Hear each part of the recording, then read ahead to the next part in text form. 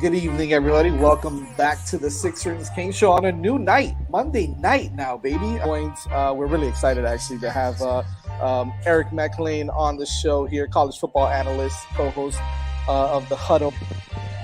Coach, yes! All right! First touchdown of the year. Miami Hurricanes, yeah. You know the name already. It's Mercy. Ha ha. It's a six-ring Kane show. Can't forget the name though. Got Jazz, Blue, Vish, and DJ break the game code. Ain't no changing them, ain't no breaking them. We reporting live from the Hard Rock Stadium. Ball 14 for the orange and green. We see the six-ring champs. It's more than a dream. This is life on the field. Beyond 100 yards, a hurricane that's never still put a damage to your squad. What's wrong with us? Seriously. What's wrong with us? We're Miami Hurricanes fans. Welcome to the Six Rings Kane Show, a show dedicated to Miami Hurricane sports, featuring the legendary Larry Bluestein, Jazz Santana, Vish, and Danny Gillette. Let's go Canes. What's up, everyone? Welcome to another Six Rings Canes basketball show with my co-host, Melissa. Melissa, how's it going? What's up, Vish? How's it going? Good. Excited to talk some hoops here. I'm very excited to talk some hoops. I invaded your chat the other night when you guys went live for talking about football for a few minutes. Yeah, you're welcome to hop into those too if you want to. I had to make sure you plugged the show for tonight. Although Matty Ice ditched us. I know. Matty Ice was supposed to be here. Yeah, this is supposed to be the first time we had the whole crew together, and yeah, he ditched us. Some kind of commitment to some. I don't know. It sounds made up to me. I don't know about you. Garbage. Don't know what your opinion is. And this whole he's trying to get married business. I feel like we're not giving. I feel like that's one way to put it. I feel like he's not committing the way we do, and he's starting a life. And me and you are discussing how much money we're spending on the Caneswear website on a regular basis. Well, I mean, why have a job if you don't spend the money? So. This is my newest edition from Kingswear. And I got my Final Four. This is from Fanatics. It's like 90 degrees outside, and I'm like, let me rock a hoodie for today's show. I'm literally sweating underneath this currently. That's useful information for everyone. I had to close the blinds in my living room because the sun is so bright. I'm like, the lighting, I would have been squinting the whole time. To the window, right? You were telling me. Yeah, right to the west. Boom. Yep. Well, I got my Final Four shirt on that came from Fanatics. It's the only thing that I've received so far. I've got a cool Final Four blanket that I just got from Caneswear. So nice. Rock that. If you wanted me to show you all of my Final Four merch, we'd be on here for like an hour just going through that. So yeah, that sounds like the post-show activity like last time. But I will say the women's merch lacking. It's been a tough I found I think you sent me a link for one shirt. There's a couple of things. There's a couple of shirts. But it didn't even say women's basketball on it. It just said the Road to Dallas and Elite 8. I need some actual merch that says women's basketball, Miami Hurricanes Elite, something, because I'm not gonna waste my money on a regular bland Elite 8 shirt. Yeah, the one they're selling in the bookstore allegedly says women's basketball on it. So we'll see. Probably $70. The bookstore is so overpriced. Plus, I generally only shop at Caneswear, so at this point. So, I mean, tell them to stock up a women's shirt, and I next time in Miami, I will make the drive to Broward for that one. I'm actually wearing a Caneswear T-shirt underneath this hoodie currently. Last time I was there, they gave me a free Caneswear shirt, so figured I'll rep them. Although you can't see because I'm wearing the hoodie from the store, but. It's like one of those, all Caneswear frequent buyer clubs. You show up, they're like, "Here, take some free stuff." Well, it's to the point where if I'm not there, I'm ordering on their website monthly. So, and it's they're not even a sponsor of this show, but we're just doing a massive plug. Actually, they have sponsored a segment. We did do a gift card giveaway once, so not on the basketball version, but how much money did you say you just spent on baseball gear? I mean, it was mostly baseball. There was some Final Four stuff. It was exactly $305. So I saw the $305. And I just spent $300 in store last week. So normally I add the cart and then I make decisions all right, not that, and the price comes down. But when it hit $305, I was like, that is some kind of symbolism.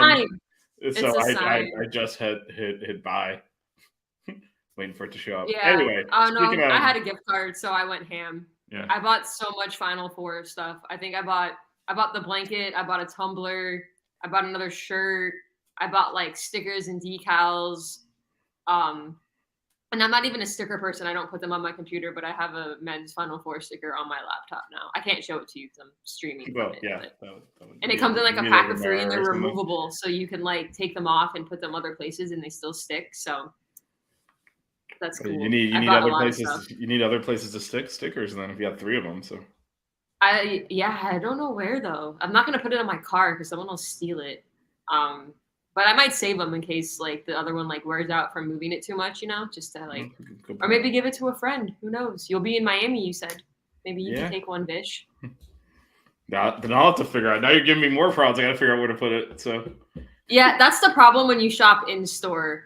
Is that everything is there in your face, all of it, and then it's like, oh, I want all of this. Yeah, and I think you did buy all of this. So. Well, I mean, this hoodie wasn't planned. It's just that they had like an extra small left. So I was like, well, obviously, if there is an extra small left, you have to buy it. If me hitting 305 is a sign, then that is definitely fine. Well, I'm at the point now where they get extra smalls and they DM me on Twitter and like, hey, we have this in an XS. You should check out the site. And I'm like, I was like, it's good customer service, but it's also a good selling point as well. What's up, Anthony? What's up, Anthony? You're hottie girl, and I'm this. Just so we're. Oh, it's okay. little typos. It's okay. Hoodie, 2 O's, 1 D, close enough. Yeah. Actually, a lot of people are on their phone and stuff, so you get all the typos. One time I forget. Yeah, it's still on mine. It still spell checks it to goodie instead of hoodie, and it's very annoying. Yeah, there's all sorts of stuff going on there. Anthony, we know Anthony. He's a friend of the show, so we're just messing with him a little bit there. All right, before I forget to do this, let's go ahead and do our sponsor. Not that one. Not Caneswear. They're an unofficial sponsor. Yes, PrizePicks is our official sponsor. Go to PrizePicks.com, enter the offer code 5, that's FIVE, and you'll get $100 off. You'll get matching contribution to your account up to $100. So PrizePicks pretty straightforward. Present with a series of overs and unders for individual player statistics. Pick anywhere from 2 to 5 players to play with. You either pick if they're going to go over or under the stat. And then if you hit on all of them, you get paid out. That's simple. And again, it's not happening for you today. If you deposit money, we will match that up to $100 if you use the offer code 5. That is FIVE, the word 5 spelled out. All right, Melissa, we've talked about gear and PrizePicks. How about we talk about some hoops here? And we're only 8.5 minutes in. We did pretty good. It wasn't that bad. It wasn't as bad. As if we don't talk on the side, too. That's like the worst thing. Like, we just basically repeated what we said in DMs. I think we did a whole show in Twitter DMs today, and then we're like, we should discuss this, and then now it's, Well, I guess we won't talk about hoops quite yet. If you want to answer some of You have the classic old school white hoodie and the classic white Hurricanes baseball starter jacket. So before Vish answers this, I will tell you right now, a lot of that really nice stuff that they release in men's sizes doesn't fit me. Caneswear actually released a women's starter jacket. It's actually, they have a black and a white one. I bought the black one, and it has like the U on the back and the stripes on the side. So I bought that one, but like that cool starter jacket they released in the baseball font, I don't have because they don't have the right size because it's men's. But there is a white hoodie that's really nice, but again, it's too big. So no, I don't have it. Yeah, and for me, I don't have the starter jacket. I have multiple white hoodies. I don't know what the classic white Hurricanes one is. I don't know. I might have more Miami hoodies than you do just because it's cold here, so I wear them all the time. Well, you might have more Miami hoodies than I do just because of sizing. I can actually get them in my size. I can actually get them in my size. Yeah. I mean, there's that one black one that I have that has like the tie-dye, like multicolor Sebastian one on it, and that's a women's hoodie. So that's like the one hoodie where I've had people be like, "Where'd you get that?" And I was like, "Sorry, it's a women's hoodie." But yeah, like this is a men's extra small, and I have a lot of space, like. So wow. Okay, so I was under the assumption that the extra small actually fit you. It's just the closest. No, a men's. No, I wear an Adidas. Here's the thing. Before we get into basketball, Adidas runs very, very large. So like in Nike, I can wear a men's small and be fine. And like Nike women's, I usually have to wear a medium. And women's Adidas, I'm an extra small or a small most of the time. And actually, a lot of time I'm an extra small. It just depends. Like some of their regular Adidas stuff I buy is small, but like the Miami Hurricane stuff, I usually have to get an extra small. So like this is a men's extra small, and I have plenty of space. Yeah, and you rolled your sleeves up so that they're not the sleeves aren't. Yeah, if you look on the last pod that we did where I was wearing the old font, like the orange long sleeve, you can tell how big it is with the sleeves rolled up because it's literally you just have like piles of material hanging down. Like my arms aren't fat. It's just that's all the material that's left because I roll it up and there's so much material. So it's a problem. We need more like extra smalls released for us women who like regular gear because like all that Miami stuff they release in women's, they always put pink on it. I'm just like, ugh. And I mean that's assuming they even release stuff because half the stuff we see like the players and teams are wearing like this is not for sale. Wait, was that you? Was that you that messaged me about the baseball unions the other night? Yep. They're not for sale. I have a rant every podcast that I'm on now about Adidas not releasing the good stuff. The those black and orange hoodies, or I don't even know if they were hoodies that the men's basketball team was wearing a lot. I think I'm actually not sure if they were hoodies or if they were just jackets. I think and it had just like the outline of Sebastian in black in the corner. Yeah, those are sick hoodies. Will they ever release them? No. Will they release them in women's? Definitely not. I mean, they're not. I don't understand what the business model is where you produce all this gear and then don't sell it. I know it's very. What is the point? Adidas comes out with some really nice stuff. Like, there's so many Adidas haters, and the reason why there are Adidas haters is because the really nice stuff that Adidas has for the players, we don't get to buy. Right. Yeah, which is just weird. It's just weird. I don't know. We're gonna get Adidas to sponsor us soon because we talk about them so much. All right, well, I guess Anthony learned his lesson about asking you about hoodies and now wants to talk basketball. So let's do that. Total disrespect by ESPN and NBC. I just saw their preseason rankings for next year, and they only have Miami ranked for both women's and men's at 22. It's okay. It's fine. It's preseason. Nobody takes preseason rankings seriously. UNC was preseason ranked number 1 last year, and they didn't even make the tournament. And I think the other thing is probably a good transition to our first topic, which happened on Monday. Not a good moment for. I mean. Happy for Isaiah Wong, but it was sad. It was unexpected. I mean, I know we were kind of hopeful that he was going to stay, but honestly, I didn't have a lot of hope that he was going to. It makes sense for him to go. I don't know what he could do next year that would raise his draft stock any more than it already is by winning ACC Player of the Year and making the Final Four. Like I said, the only thing I think he could have worked on is consistency, but you're getting to the point now where he would be going, like, he'd be like 23 next year and like, yeah, he's played 4 years. He's played 4 years. He's graduated. He just has the extra. Yeah, exactly. And I don't know that he's gonna raise his draft stock anymore. I mean, I wanted him to come back, but that's where I'm at. Like, it was definitely that video got me a little misty eyed. Yeah, it's sad to see him go, but I think it's obviously the right decision for him. And he's very. No, I think it is too. He's very intelligent, deliberate with his decision making. I'm sure he got the information he needed. There's a reason he didn't declare immediately. He did the research and realized it was the right move for him. So it's a great move for him. Congratulations to him, but he will be missed. And there's no chance of him coming back, guys. He already hired an agent. Well, he can't. So. This was on our show with Matt last week, but we went deep into the NBA collective bargaining agreement, and apparently, if you declare for the draft and pull your name out twice, the third time you have to stay in. Yeah, I didn't know that was a thing. I read that. I didn't know that was a thing either. I think I sent that to you last week, and I was like, "Is there any truth behind this?" Because I didn't even know that was a thing. Yeah, no, it is a thing. We pulled up I found the PDF of the NBA collective bargaining agreement. We read all the legalese to interpret it. So better you than me. So anyway, so he has to go anyway. So once and that's why we knew it was going to come to closure because the date to declare is the 23rd, and once he declares this time, he has to go. So he's not coming back. Nah, sad. But I mean, we still got a good core of Wooga and Nigel and Omier and Bensley Joseph. So before we talk to that, I would like to do a little bit of. I mean, we're talking about ACC Player of the Year, 4-year starter who came in when we weren't in a good spot and kind of helped elevate the program. But if you have any thoughts, reflections on Isaiah Wong's career. I think he'll go down as one of the top players in school history.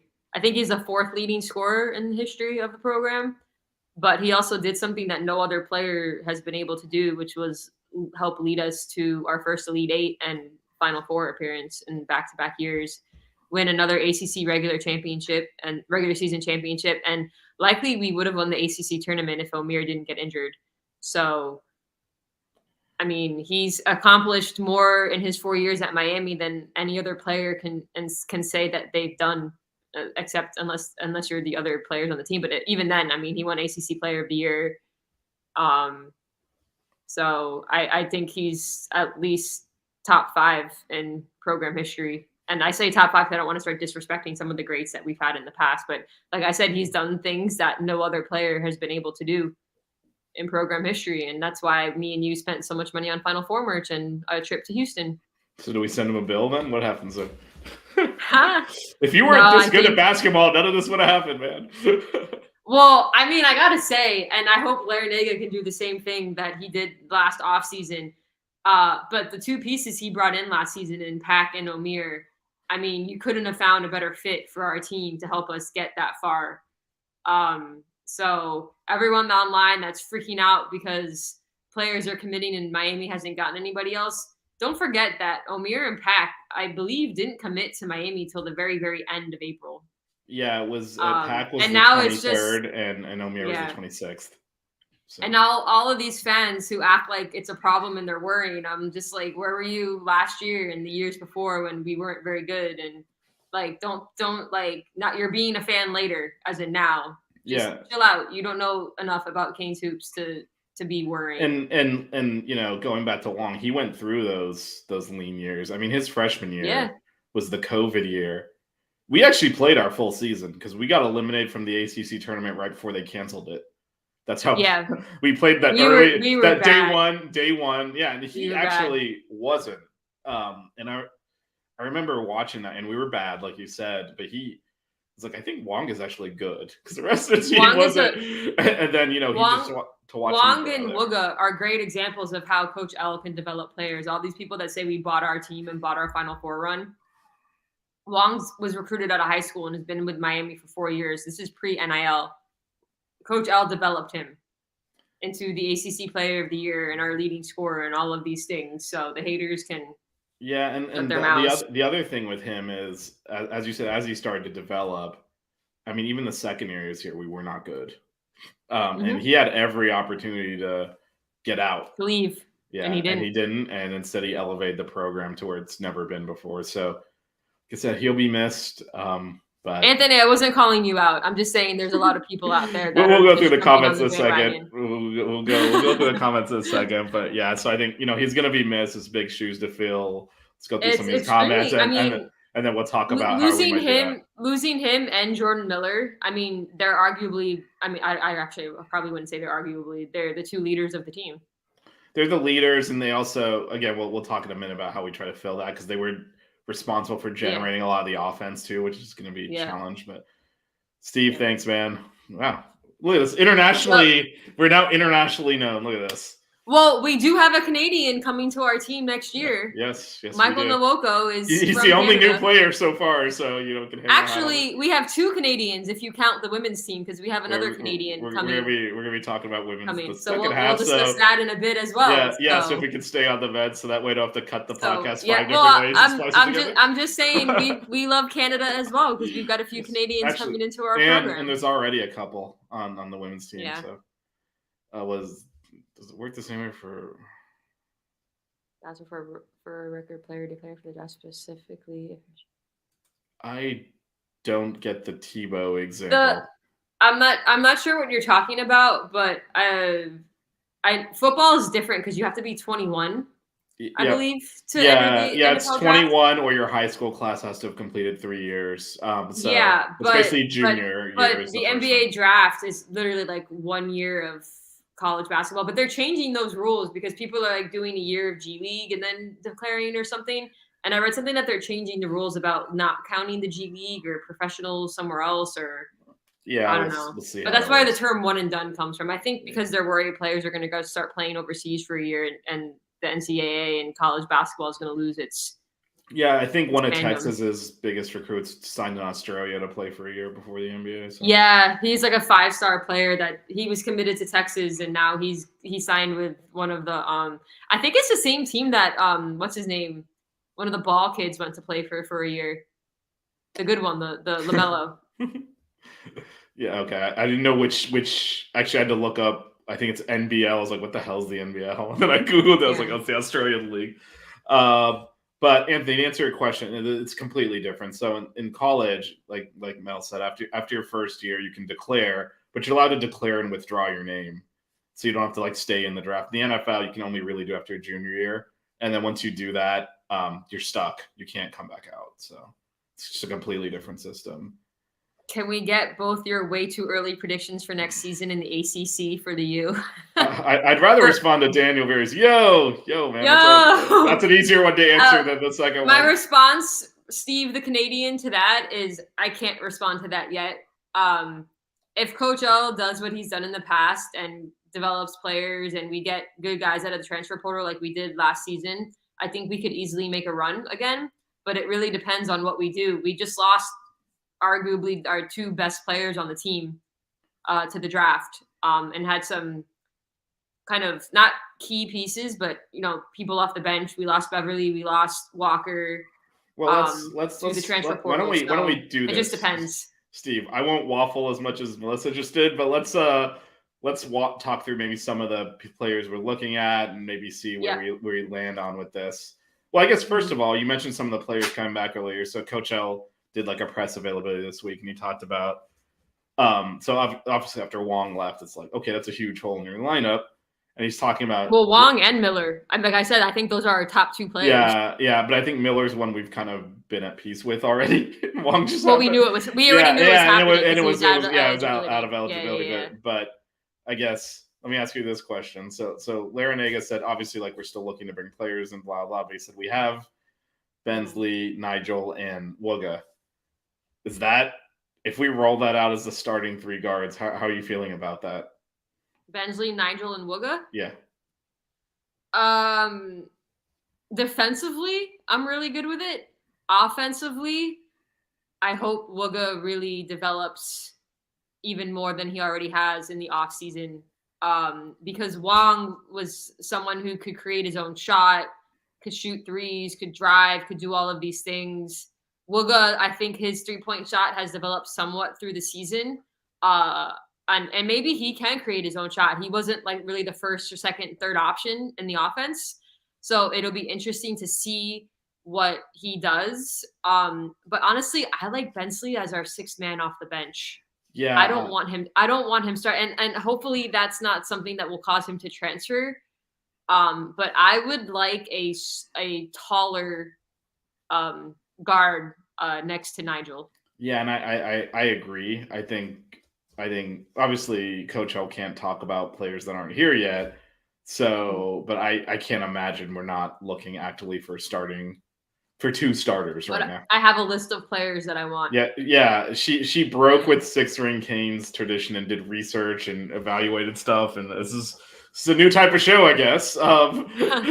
No, I did this about half an hour before the show started, which is why I clicked on the StreamYard link like 2 minutes before we were going live because I was just like writing everything down. I just appreciate you showing up half the time. Like, are you guys coming? And then like they start popping in, so I didn't have to do that. This is my only day off this week from work, so I made. That's a lot. Because you work nights. That's a hectic week. This is my only night off, so I made sure we got this done because I work now through the entire weekend, like tomorrow through the whole weekend. So that's every day, like so Thursday, Friday, Saturday, Sunday? Not Saturday. Thursday, Friday, Sunday, Monday. Okay. So I know you work like 12-hour shifts. That's a lot to do in a row. Yeah, it's more of like let me have a bunch of days off in a row, and then I'll kill myself to do a bunch of days, so then I can do the same thing again and have a bunch of days off in a row. So it's worth it when that long stretch of days off happens, but when then you get to that like stretch where you have to work a bunch of days, then it sucks, but it's fine. Fair enough. As I'll just quote our man here, Steve from Canada. Fair enough. Fair enough. Good. No, I've had a bunch. He was talking about you waffling on your prediction, but it works for this. Well, no. I honestly think if Coach L continues to do what he's done in the past in the last few years, I think we can make a run and be like a Sweet 16, Elite 8 team again next season. But there's a big dependence on if he can do what he's done in the past and bring in players from the portal. We've got a great guy coming out of high school, but he's not going to replace Isaiah Wong and Jordan Miller. We've got some freshmen who stuck around. I think Christian Watson is going to take a big leap next year. I think Wooga takes a big leap next year. Nigel and Meier only get better, and they were huge pieces for us. But we need, like, I'd say at least 2 guys in out of the transfer portal, and maybe a third for depth. I would really say the one interesting. I know you mentioned my thoughts. Yeah, you did mention like Bensley is the 6th man, which is I think, his role next year. I don't think he transfers, or he would have already. I think he gets a lot of playing time. He gets starters minutes a lot of times, and I don't think that'll change. And then he's definitely starting 2 years. I think he's kind of like the Tyler Hero from last season, where Tyler Hero was the 6th man on the Heat, but he basically played starters minutes and was basically in for like the 4th quarter all the time. I could see Bensley in that role where we have him in the game. I mean, he did that a lot this year. It was him or Wooga to close games out. And I think... Yeah, just because defensively. Yeah, and I think he's locked in as the starter in 2024. So... Yeah, he needs to develop more of an offensive game. He's an elite defender, but I want to see more consistency in his shot, and I want to see him... I do think it would be interesting... Handle the ball more and start to make outside shots and maybe even develop like a nice drive.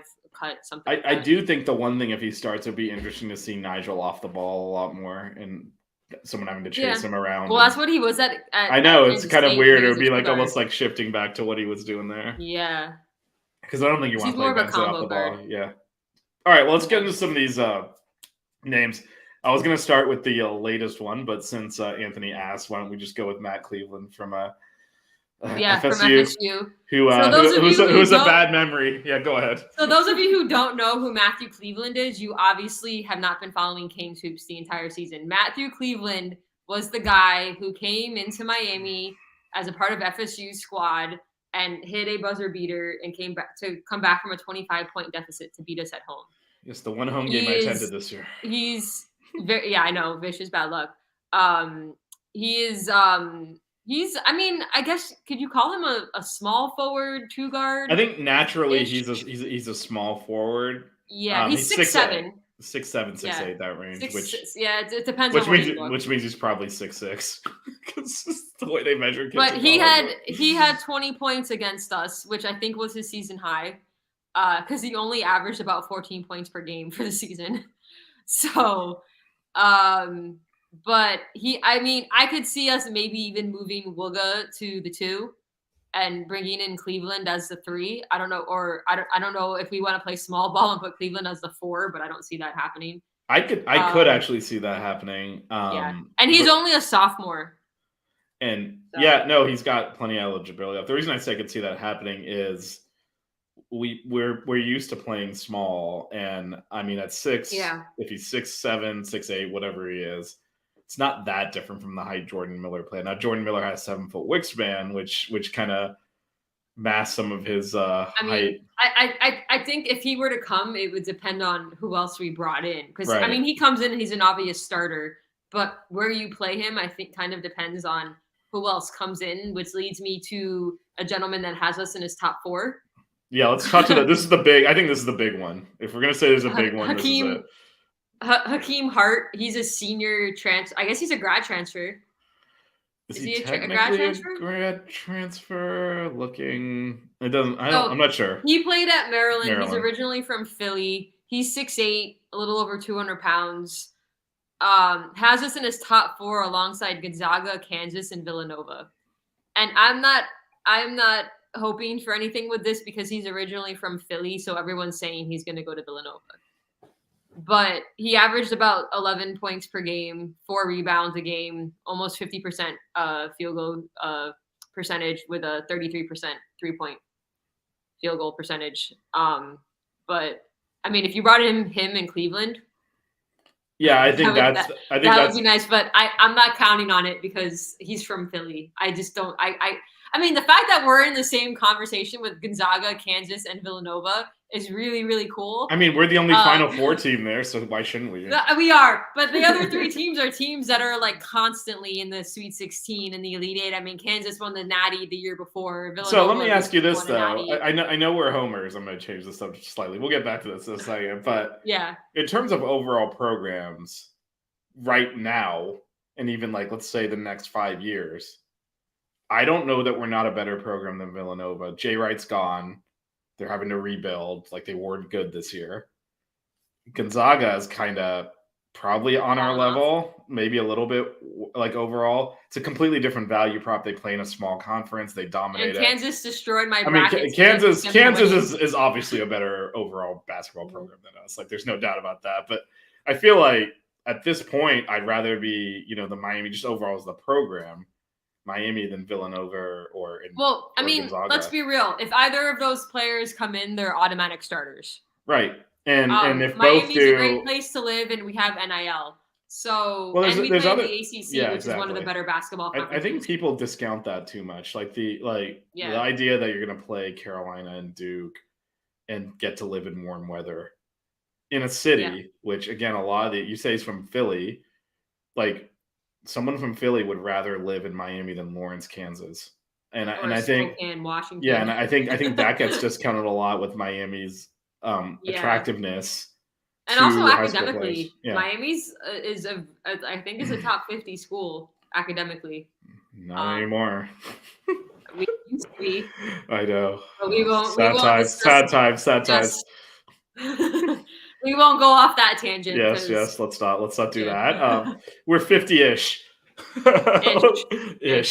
Ish. But no, it's there's a lot of, and I think the thing about that list, it's so like you've got a West Coast Conference team, you've got a team in a college town in the Big 12, you've got an ACC school in like the Caribbean essentially, and then you got a small school in the Big East in Philly.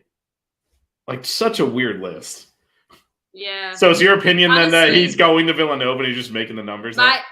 I looked everything up because he had us. I mean, that guy from Rice had us in his top 4 also. Yeah, and like went immediately to Xavier. was like, no, he's going to Xavier. Everybody and their mom is saying he's going to Villanova because he's from Philly, but So do you think that's already been decided and he's just making the numbers up with the other 3 schools? Like apparently he's announcing on Friday. Yeah, we'll know soon. So we won't have to wait too long. But you talked about, potentially sliding. We'll get the 2. If you get Cleveland and what's the Hart? I suck with names. This is why you write things down. I haven't opened another tab, but I'm looking at you instead of that right now. No, that's why I was like, oh, I could leave it in a tab, but then I have to keep clicking. Now I just have it on the keyboard. I don't even think I keep paper around anymore. Who uses paper anymore? I stole this from a hotel. This is from a pad from a hotel. I should have been stealing stuff from hotels. The amount of money I gave in March, but anyway, I did not. I didn't walk out with anything. Your travel. Yeah. Yeah. Right. I did not walk out with anything. I like to steal the pen. Like this is our Hard Rock pen. I have pens from those pens suck though. I know, but you pay for the room. Are you supposed to steal? Anyway, let's not go down that route. Are they gonna charge me for a pen? Well, I mean, are you supposed to leave it there, or are you allowed to take? I mean, anyway, like I said, let's not go down that route. But you know how many of these pens I have?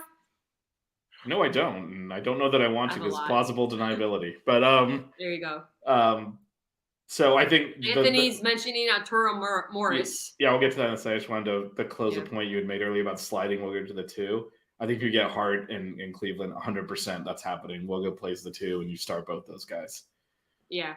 All right, Arturo Morris. I don't know a lot about him, honestly.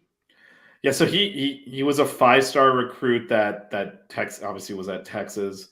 Came off the bench this year. He played against us quite a bit in the Elite Eight game, but yeah, I'm not sure why he's transferring. You think there'd be a good chance for him to start there because they lost quite a few players, so it's hard to get a read on him, like you said, in terms of what his decision making is. Because I don't think it was a playing time move. It could just be Chris Beard was there and that's who recruited him, and now he's not. So. So maybe there's something related to that. Let's see. He played in 38 games, averaged 11.8 minutes, 4.6 points per game, 41% field goal percentage, and he was a freshman. He's 6'3", 190. He was a big time recruit for them. Yeah. So I'm just curious why someone enters the portal. I'm not sure who's recruiting him. Yeah, and I don't know that we've been on a list. Yeah, I'm not sure. And I'm not sure what led to his transfer because like he's almost guaranteed to start for them, so it's not a playing time thing or anything. And it's a big program. Sometimes you don't like the program. I mean, yeah, maybe you want to go to a small private school instead. I don't know. In Miami. Yeah. I mean, that was what I was hinting at. You didn't have to exactly be that. But anyway. Well, way to just like, I mean, I figured, you know, Melissa, unlike you, I trust our audience to be able to figure those things out. So, all right. So there's a couple of other names that came up over the last few weeks. Yeah, you sent me a list.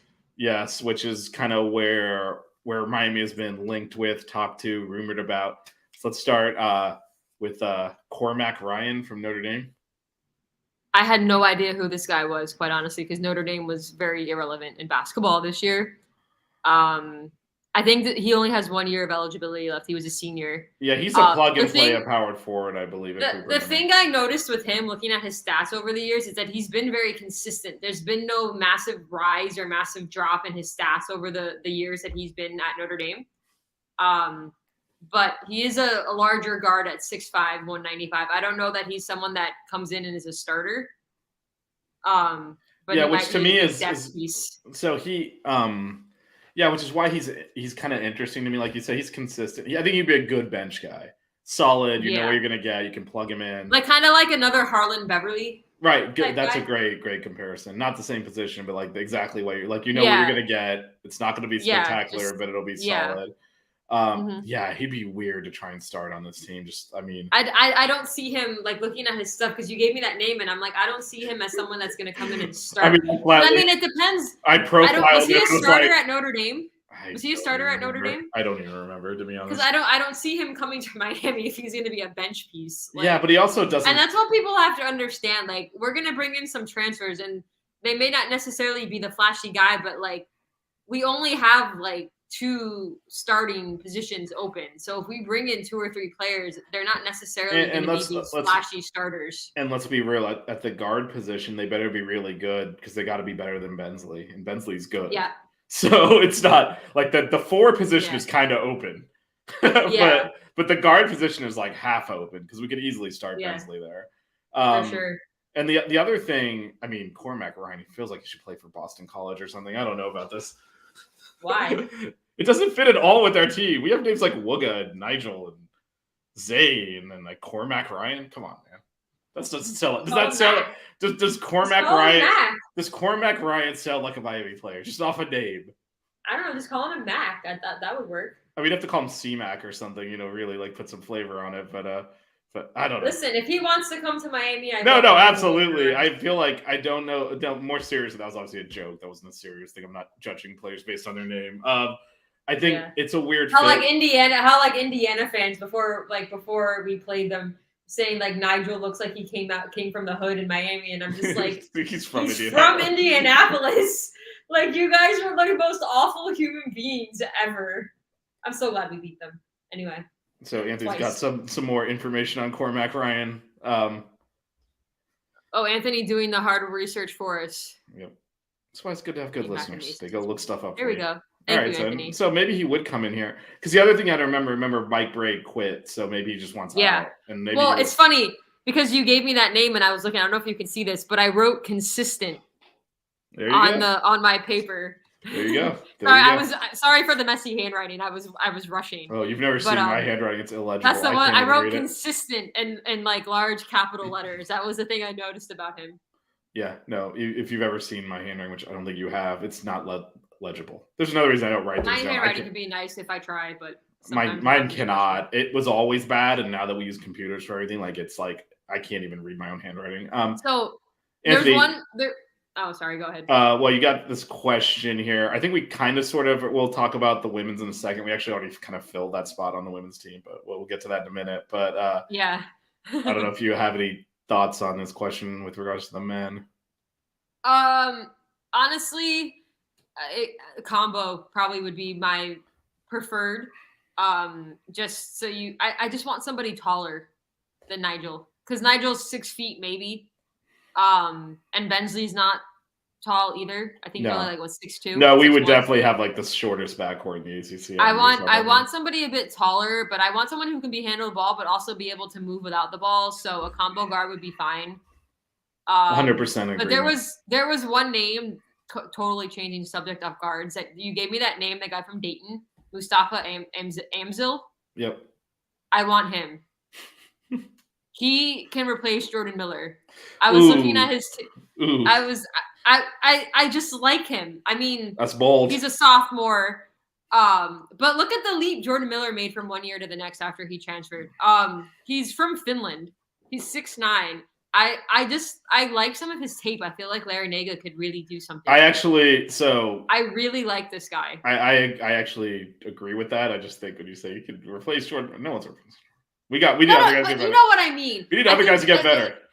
It's not like Jordan. It's not like he's going to be like the next Jordan Miller. Like obviously Jordan Miller was like one of a kind, but I think he's someone who could step into that 4 spot and do it not do it a disservice. I think he could. Yeah, and I think he could be. I think he's an interesting fit because he can play on the perimeter too, so it won't mess up. And that was the big thing. And I keep saying how we need a stretch 4. He averaged 37% from 3. Yeah, no, and he'll catch and shoot too. He'll fit in with our kind of like first. And he's taller than Omier.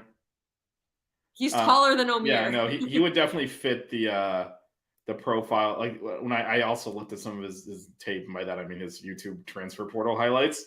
And yeah, no, that's what I looked at was YouTube. I just YouTubed his name and was looking at film. No, every time I forget what the account is, we should definitely plug that. Because every time someone enters the portal, there's a video that shows up that's like transfer portal highlights. It's like got all their tape with like stat. I don't know analysis. if it was transfer portal highlights. I don't know exactly what the name is, but like they actually like have like as they're showing the highlights, there's like a breakdown on the top of the screen, like 37% of his shots are at the rim and all of this stuff. That's a good account. We should definitely. I'll plug it next week after I look it up. But yeah. But no, I noticed he does a lot of pull-up threes in transition. He's not afraid to just catch and shoot, and that's how we play. So, I think he just needs to more develop down low. I think he may just need to develop a post move. But he's definitely your stretch 4, and he's obviously tall. And he's got a pretty good drive. he's athletic. He's got a pretty good drive game. But I feel like all of his offense starts on the. But he's a big dude. He's 6'9", 225. Yeah. I mean, which is why you gave me that name, and I looked him up, and I was like, I like this dude. He needs to come to Miami. He lit us up 2 years ago when Dayton blew us off the court. But about the time where I was melting down, like this program is dead. I really hope he's looking at Miami because I think he would. I think he is. I think he was on campus.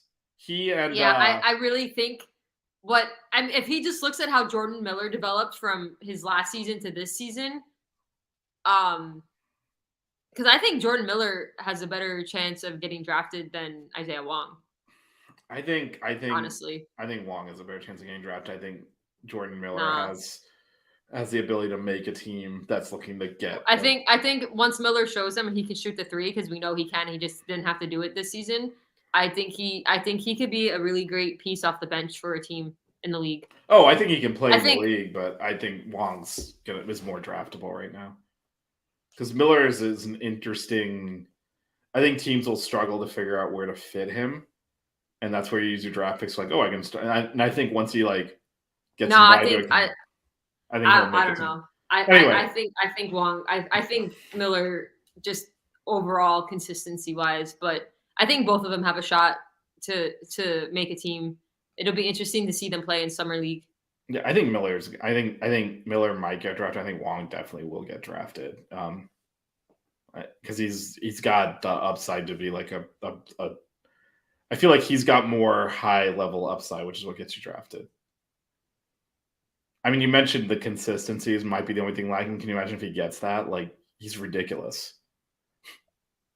And Jordan Miller is more of a Swiss Army knife that can do like a million things well. That's why he'll be valuable. But yeah, it's hard Hurricane Hayes even says that Miller's more NBA ready than Wong. Somebody agrees with me. Who is Hurricane Hayes? I'm the host of this damn show. Somebody. One of them. Is that a seventh floor crew icon? Wait, pull that back up. The seventh floor crew with the team getting off the plane in the Fiestable. What? Wow, nice little edit there. I like it. I'll tell you this though. Actually, I think out of the players on the team this year, Wooga is probably the best suited to play wing and shoot 3 and D player in the NBA.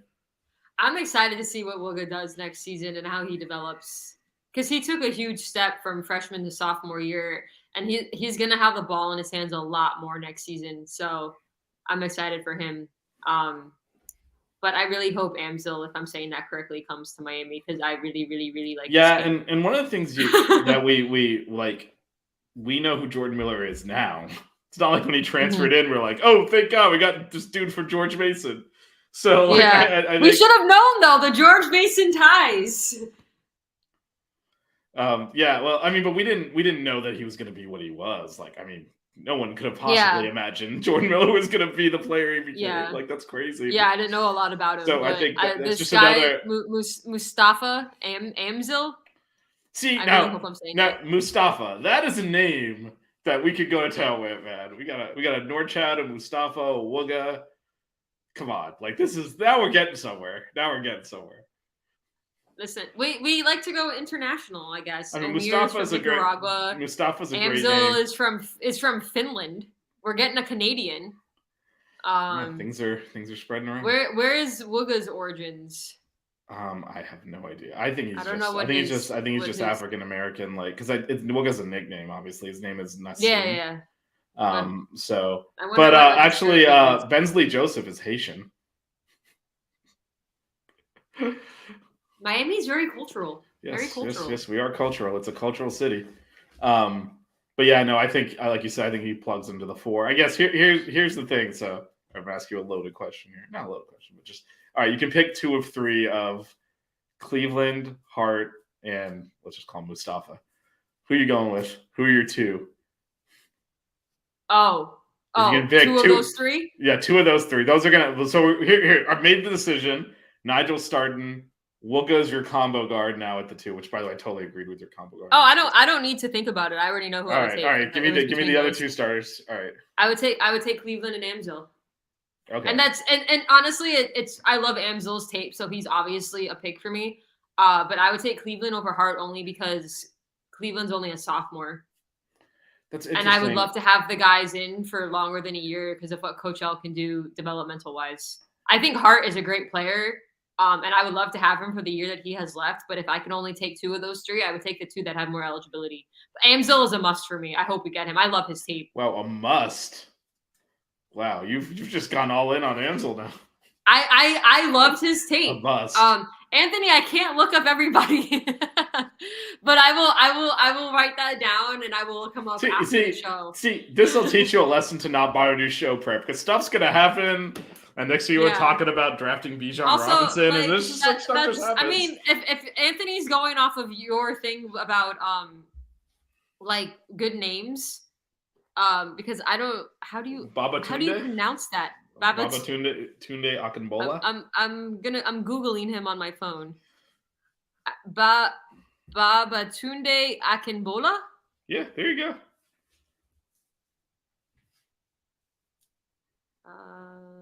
Stats, news, and bio. He's a senior. So he's a grad transfer. 6'10", 245, originally from Nigeria. He's a grad transfer. He only played in 4 games last year. Was he injured? That could be some depth. And he only played in 6 games the year before. So and then in 2020, 2021, he played in 27 games. Okay. Depth. Maybe a depth take, if anything. There's no way you can grab someone out of the portal that's played that little basketball last season and be like, yeah, you're starting at power forward. But as a depth player, he's got height and size. As a depth piece, for sure, height and size. See what he. I'm interested to know how much eligibility he has left because he only played in 4 games in 2022. So I wonder if it was like injury, maybe they could have. Oh, he injured his foot at the beginning of the season, so he. But he didn't play that much the year before either. Yeah, so I don't know. Although as a depth piece, but like as far as someone coming in to start, he's not somebody that I'm like. I mean, look, we do have to the finish guy that I want. Yeah, I mean, we have to fill the roster in, so their plans A's through D or whatever. And that's what fans have to realize. If they announce like some players signing with Miami, and it's like someone who's only played like 10 minutes a game or something, we need more than just starters. We need some depth pieces because we lost Beverly. We've lost who else? We lost Wong and Miller starters. We lost Beverly. We lost Walker. Yeah. So.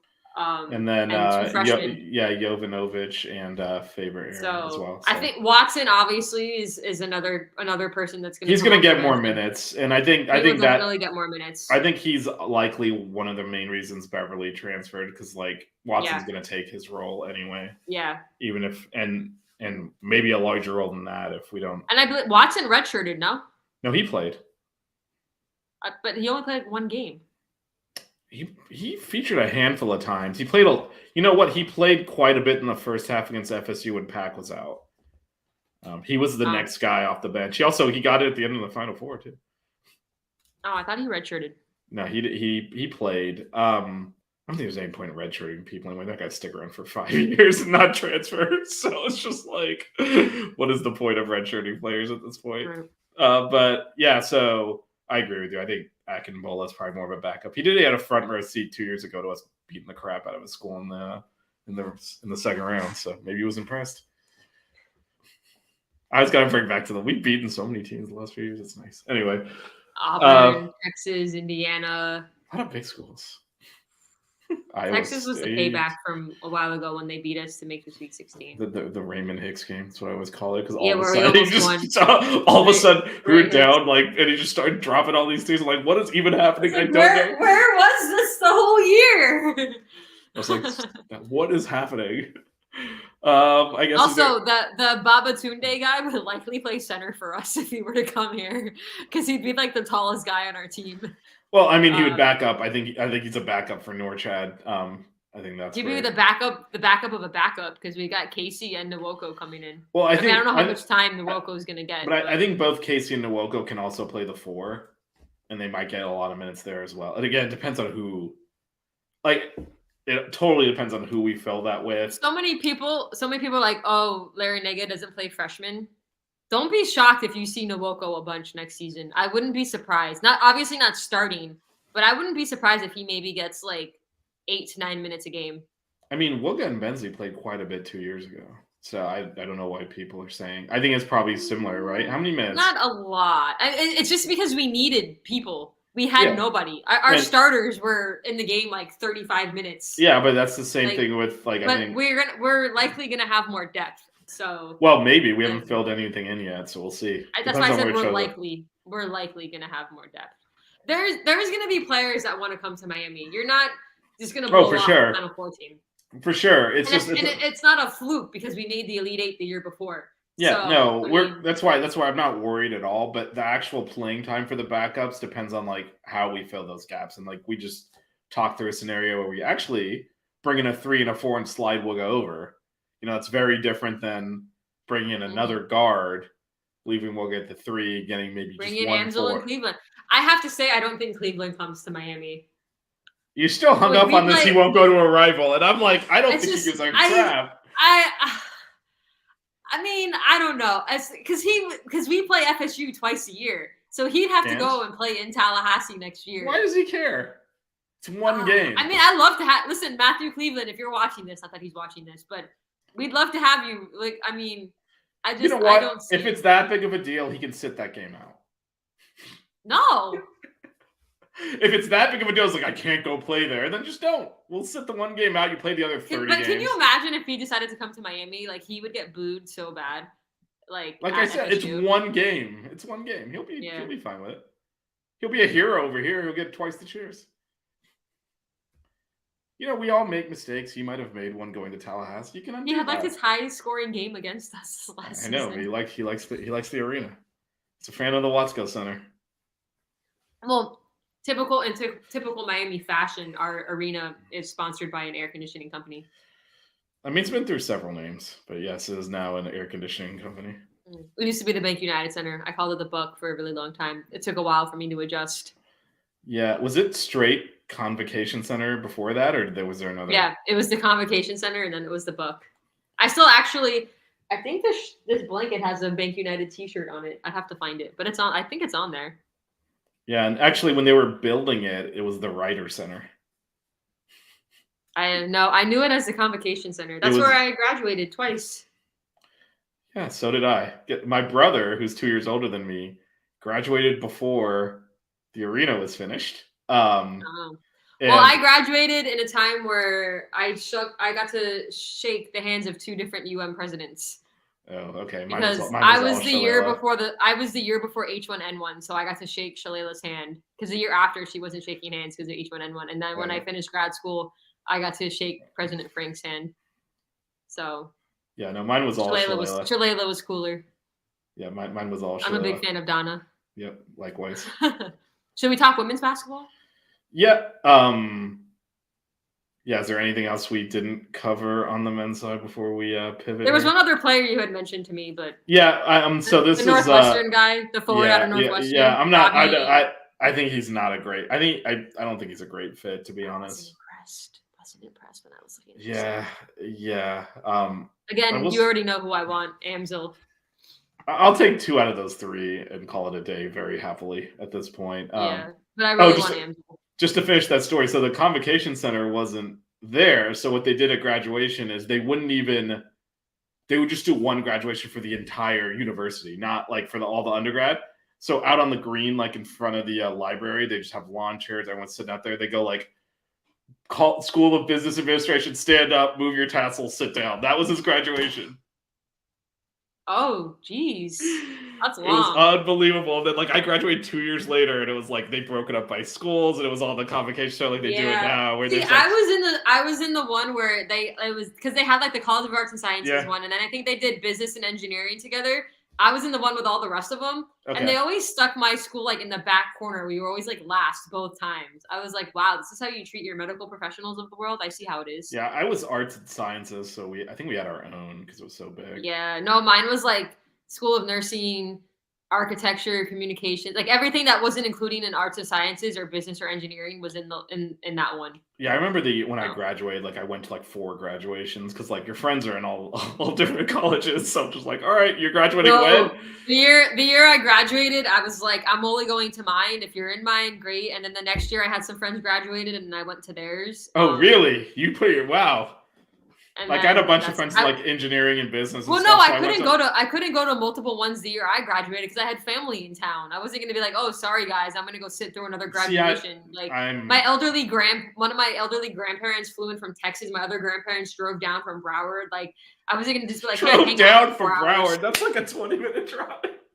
No, it's like an hour drive where they lived, and they were in their drove 80s. Down from Broward. They were in their upper 80s. I sympathize with the age thing. No one's ever said they drove down from Broward before. It's like when you're 88 years old, an hour drive is a long time, and then sitting through a 3-hour graduation, that's long for someone in there. My grandpa was 88 and my grandma was 87.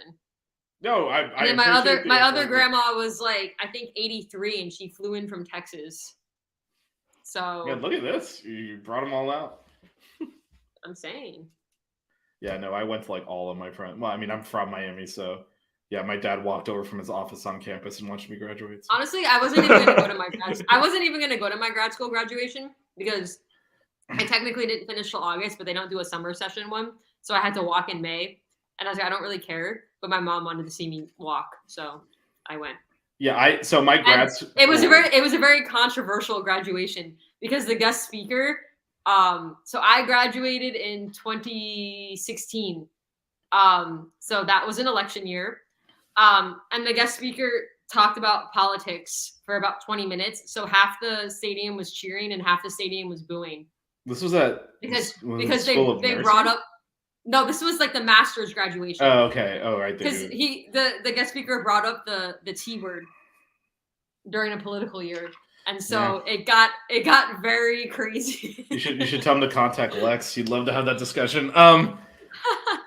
Yeah, for me it was, so I went to maybe they did have a master's. I just went through the regular arts, like mine was in December, my grad school one. And my sister was graduating undergrad in the same ceremony, so I went to that because we were both in the same, which was cool. No, when I graduated the masters, they did the masters and the PhD thing together. No, it was a December graduation, so they just did like all this stuff at once. So no, I mean I technically walked in May, even though I finished in August. So it's actually really annoying because we're at graduation. I didn't even have my final grades from the semester, and I knew I had another semester left. So that kind of sucked. Anyway, let's go back to basketball. Yeah, let's do that. Actually, let's go back to Prize Picks real quick. So just another shout out to our sponsor. That's prizepicks.com. Offer code 5. That's FIVE. Your first deposit up to $100 will match. You put in 50, we'll match 50, etc. It's pretty simple. Pick 2 to 5 players. Bet their over under. If you get all of it right, you win money, and your odds are the amount payout increases the more you choose to play. So pick 2 to 5 players, bet the over under on each of them. If you hit them all, you get paid out. Again, we'll match up to $100 on your first deposit if you use the offer code 5. That is FIVE. All right. 5 as in the number of football championships that we have, even though we should have more. Yeah. So I'm gonna guess back on top. I was about to tell you, like, I don't even know. I don't the number Davon Reed wore when he played hoops for the U. Yes, and 5 as in I don't know what the 5 reasons even are. So I don't know what any of that even means. I've asked. I was just trying to think of who wears the number 5, and Davon Reed was the first. Davon Reed's a good pull. Good pull there. Yeah. Yeah. All right. Let's talk women's. Anyone else wore 5? I'm trying to think. Wasn't Beverly? Davon Reed's the most memorable 5 for me. Beverly was wearing 5, right? Did Beverly wear 5? Didn't he? I think he might have. Wow, that's pretty bad because he just played for our team. You know what? He transferred, so you're dead to us. Yeah. Yeah, he's number 5. He was 5. My bad. Sorry, Bev. Much love. Good luck at Wichita. I'll be rooting for you. Definitely. Good luck to him and to all the other kids that transferred. We wish them the best. Speaking of which, except when they play us. I mean, if we're playing Wichita, it's part of the NCAA tournament, so definitely not good. Definitely not. We have priors. All right, women's team. Katie Meier doing her thing. Let's do a little catch up for those because actually we haven't talked in 9 days officially on the stream, and a lot's happened since then. Let's recap who's not coming back from last season. Okay, everyone. So now let's move on to Destiny Harden ran out of eligibility. She actually got drafted 27th overall by the Phoenix Mercury. Lola Pendande has decided not to use her last year of eligibility. She's graduated, and the Cavender twins also are not coming back. Yeah, and then also Carla. How do you pronounce her last name? Uryavitz. Yeah, she's graduated as well. And then another girl off her bench who didn't really play. Yeah, Kenza Salgas also. I couldn't pronounce her name. And I think Mulan City Baba might just be have to retire from injury. She was limping pretty bad on senior day, and she didn't really play this year. She actually she played quite a bit as one of the first players off the bench 2 years ago. So, but yeah, so all 7 of the players that walked on senior day actually left, which I don't think was expected. So a lot of holes to fill, but those holes have started. But we started filling holes. Yes, we started filling holes. Should we talk about the transfers before we talk about? Yeah, let's talk about the ones that are going to come in. The high school recruits not next year. Yeah, so it's 2024.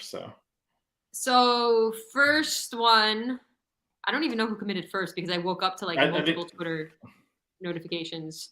Yes, I slid in. Was it the girl from Columbia? Let's start with the one from Columbia because I think she's good. So Jada Patrick. She actually originally, I think she was at Duke for 2 years and then has been at Columbia for the last 2 seasons.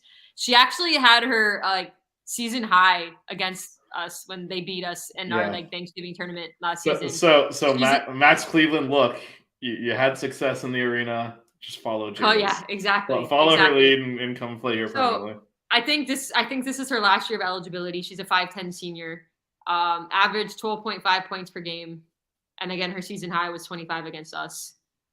She made second team all Ivy League this past season. Yeah, but really good shooter. Averaged 32% from the 3, 70% free throw shooter. Yeah, I feel like she's like plug in right next to Jalea Williams in the starting lineup. Yeah, for sure. And obviously she knows how to score at Watsco. Well, yes, it's a good thing. Yeah, I think she's a natural fit there. We talked about on the last show, like needing to fill, the guard positions with some shooting. I think she's going to provide that, and someone that can play off of Jalea Williams and allow us to continue to bring Lachey Dwyer off the bench, which will be big because she's a great. Yeah, she's kind of like another Bensley. Yeah, she's a big energy player off the bench, but as a starter, it'll be tough. Especially her and Jalea don't mesh well. They kind of do a lot of similar things, so like having them both there is tough. It's better to kind of rotate them in. So for sure. So Jada Patrick kind of plugs all of that. And then our other transfer, can you pronounce Lamaya Hilton? Is that how you say it? I think it's Lamaya. Yeah. Lamaya Hilton. She was a freshman at Arizona. She was actually a very highly rated recruit coming out of high school the year before. She was a 4-star out of Canada. Steve, if you're still here, another Canadian recruit. Only played in 15 games for Arizona, averaged about 8 minutes. So not a huge sample size for her. Not sure why she's transferring, maybe for more playing time. But 5'11", possibly 6 feet, depending on what site you look at. So yeah, she's another guard. She's only played 1 year, another guard. So time for her to develop in the system.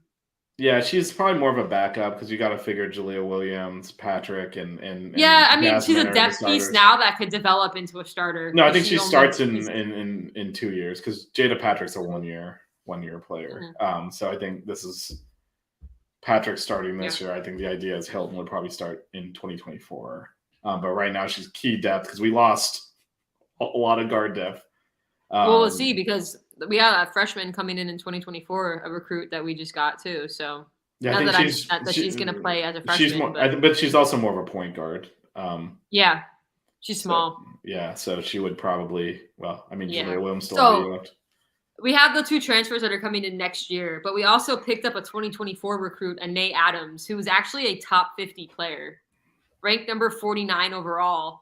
She's the 2-time Gatorade Player of the Year out of New Hampshire, and has already scored 1,000 points in her high school career, and she's still got another season left.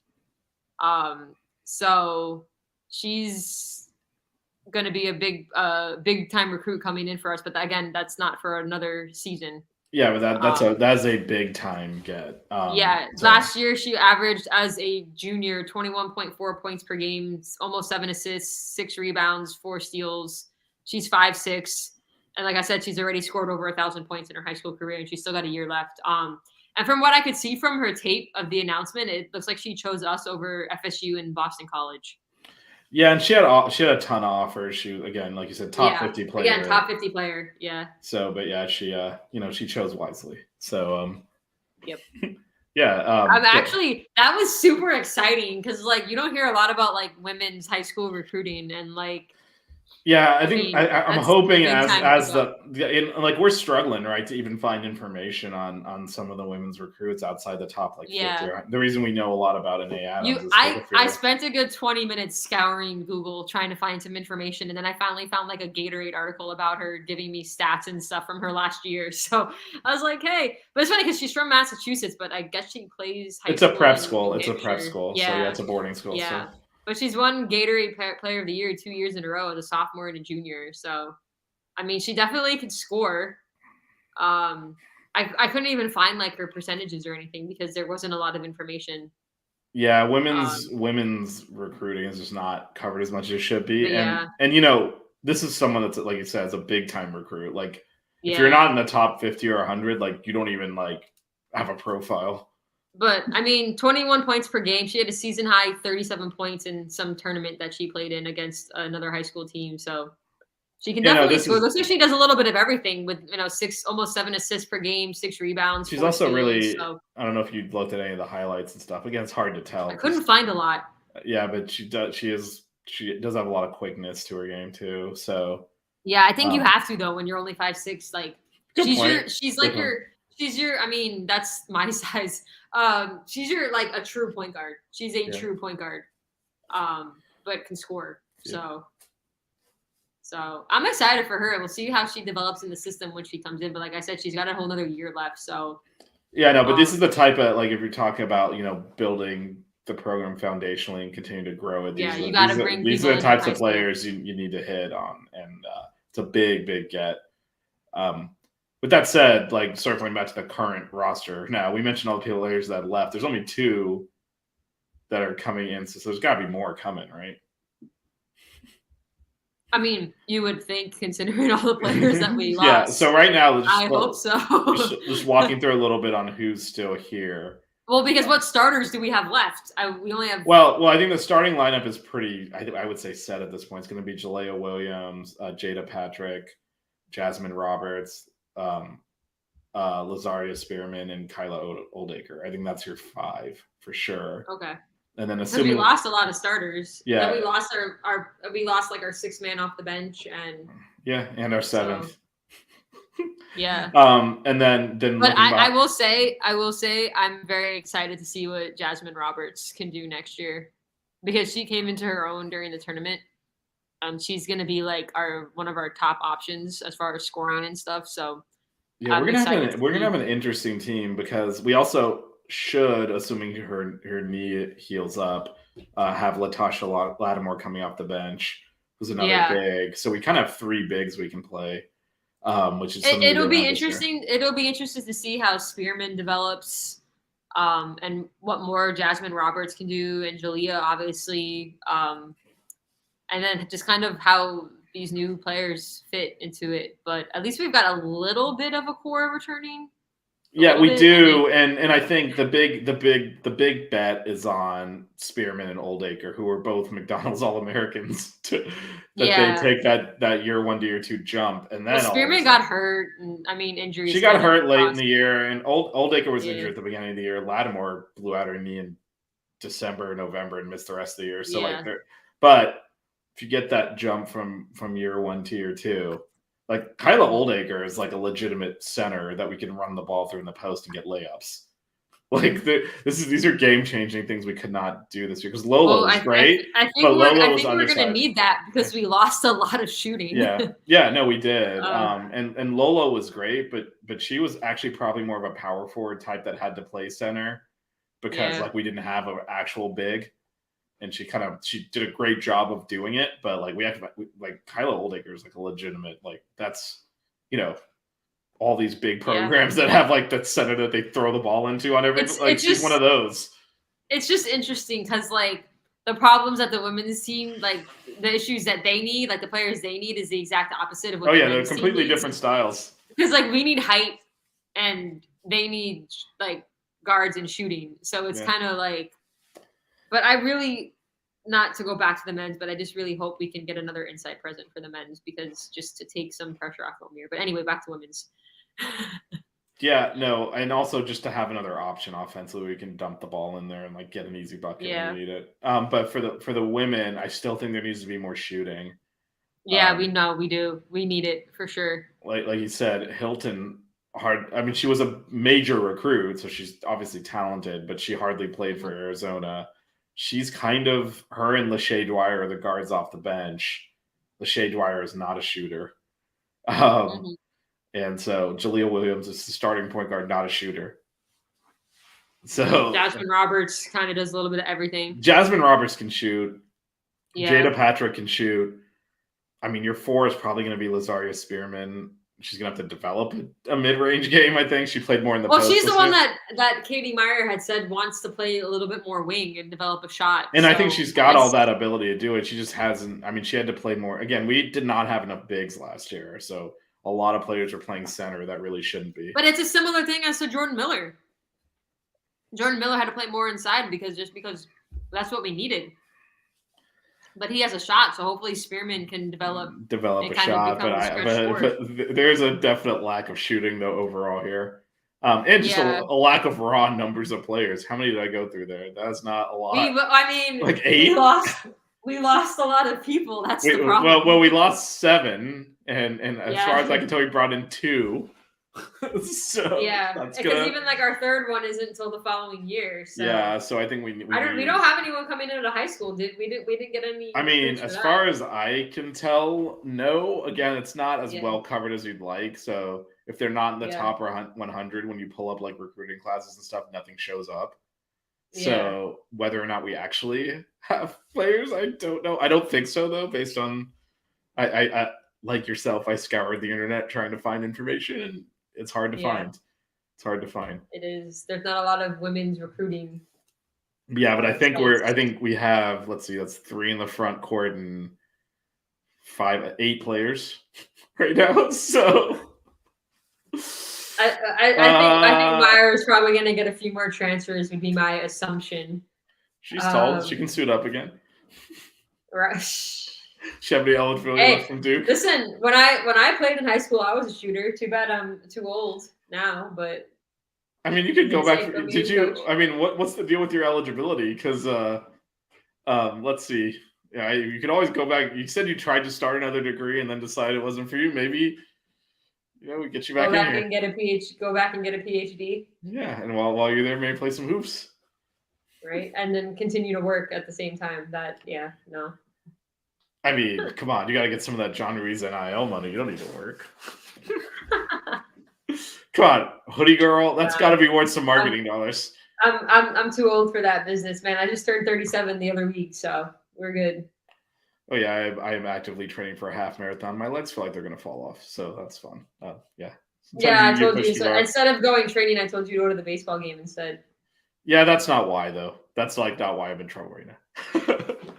It was the whole month of March. I ran a 10K last October and I trained religiously for it, and I did well in that. So the next step is to do the half marathon.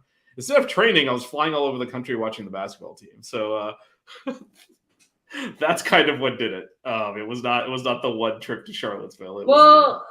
We didn't know each other well enough then, but now you know that I will try. I mean, I have to work 2 weekends a month, so I won't be able to travel for every tournament game. But on the weekends that I'm off, I'm down to travel, and I will plan my schedule accordingly next year so that I'm off for the Final Four regardless. That way I don't have to do an 8-hour turnaround and work a 12-hour shift till 3 and come back at 11 and do another 12-hour shift in order to get the Final Four off. Because I think that's why I got sick in Houston, because I was so tired. It could have been. I was by the end of Saturday night, I was so exhausted. I was sitting at the airport Sunday waiting for my flight, and I was half dead. So I gotta take better care of myself when I'm traveling for these basketball games. Well, hopefully the women are good enough that they can host, and then it's a lot less travel because we'll just go to that instead. Yeah, but you got to figure that out. Plus the men's. So. I mean, if we could get, I feel like if the women are at home, you kind of just should do that. Feels like it. Yeah. Feels like it. And especially if the men are. Final Four. Yeah, I mean, then we got the whole Cleveland. Phoenix and Cleveland. They couldn't. I like how we talk about this we're so sure it's going to happen. Oh yeah, no. I mean, we're going to speak it into existence your Final Four Locked On Canes prediction. So for those of you who don't know, the Final Four next year, the men's is in Phoenix and the women's is in Cleveland. And the reason why we talk about this is because this year, had the women's team beat LSU and made the Final Four, the women's Final Four was in Dallas and the men's was in Houston. So it was very feasible to do that 3 to 4 hour drive in order to see them both play in the Final Four. And so we looked if we ever do it, maybe it'll happen next year. But it's not as convenient next year. Yeah, this is I would be. One's in Cleveland. I'd be shocked if there was even a straight flight. We're gonna be changing planes in Dallas or something, or Chicago or something like this. Listen, if it were to happen, I will go through the stress to figure out. Oh no, we'll have to make it. Look, if on the off, would be absolutely amazing. No, if it happens, we almost have to do it just because, what the hell? At that point, you got to make it happen. We could stream a podcast from the plane. Annoy everyone sitting next to us. Just be like, hi, we're on the like the Cleveland. Like just like whisper it. Yeah, I'm sure that'll go over well with everyone. Okay, well let's like do a little bit more basketball talk here before you kind of wrap up. That was basketball talk. That was more talking about us both making the Final Four. Travel arrangements or something is what that was. But should we talk about all the Final Four merch we got? I'm just kidding.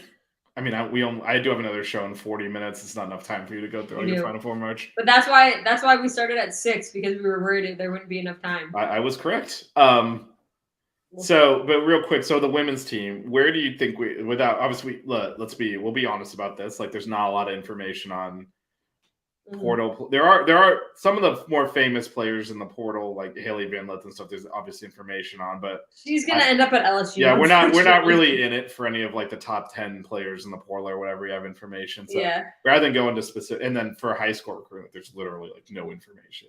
Even like Melissa was saying, we landed a top 50 recruit, and it's hard to get information on her. Like it's just so like trying to like I don't know if we're still trying to get recruits in the 2023 class or not, but in terms of where you would like the players, like just filling in the roster, we have 8 players right now. What positions? We need guards. We need shooters.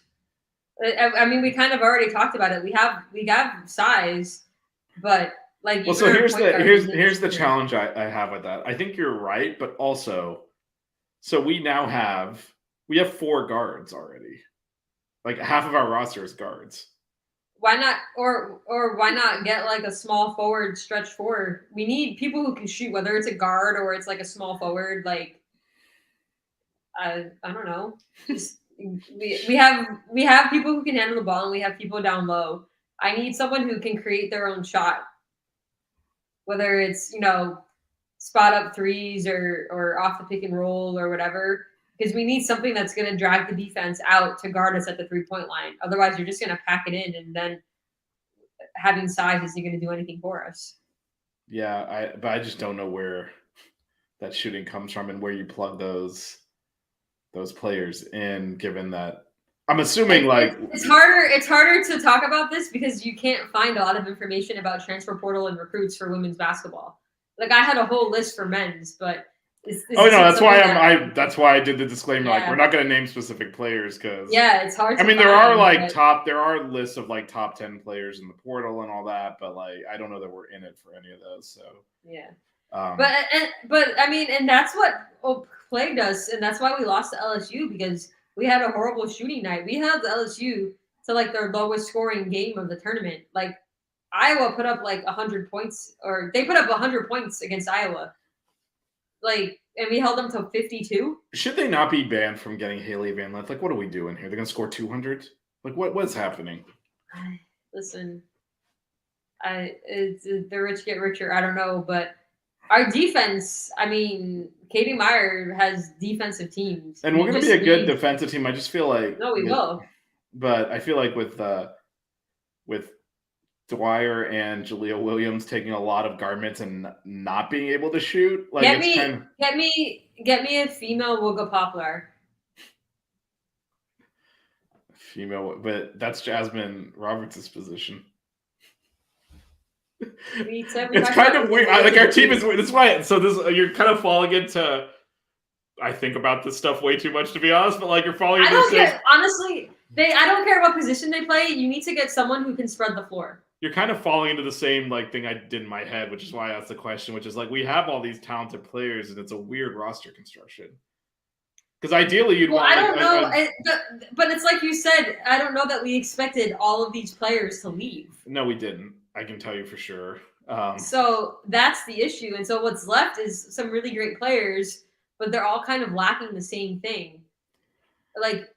You can't rely on Jasmine Roberts for all of our scoring from the perimeter because then they're just gonna. I mean, yeah, I'm assuming like Patrick will provide some of that too. I have no idea, honestly, because like you said, Lemia Hilton hardly played. Whether or not she's able to stretch the floor, I have no idea. I don't. Yeah, I mean, the girl from Columbia, I think.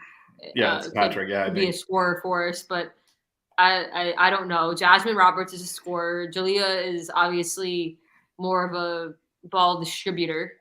See, I would like her to. We mentioned Lazaria. I mean, her developing a shot and kind of being like a female Nigel Pack would be nice. I mean, she would. I mean, she's not going to develop that kind of a shot. But if Jalea Williams, who you already have to like back off by 10 steps, otherwise she'll blow past you late. And if she develops a logo range jumper, yes, that would be nice. Sorry, I'm comparing them to the men's team, but that's just. No, but I think like I was actually after her so Jalea Williams is like awesome getting into the paint, making plays, and after her freshman, I was like, I wish she would like if she could develop a shot, she's gonna be like the best point guard in the ACC, and it didn't happen.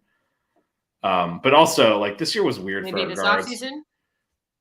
I mean, I would love to see it. I think it was also tough for our guards this year because all of a sudden, the Cavender twins came in and took a bunch of minutes.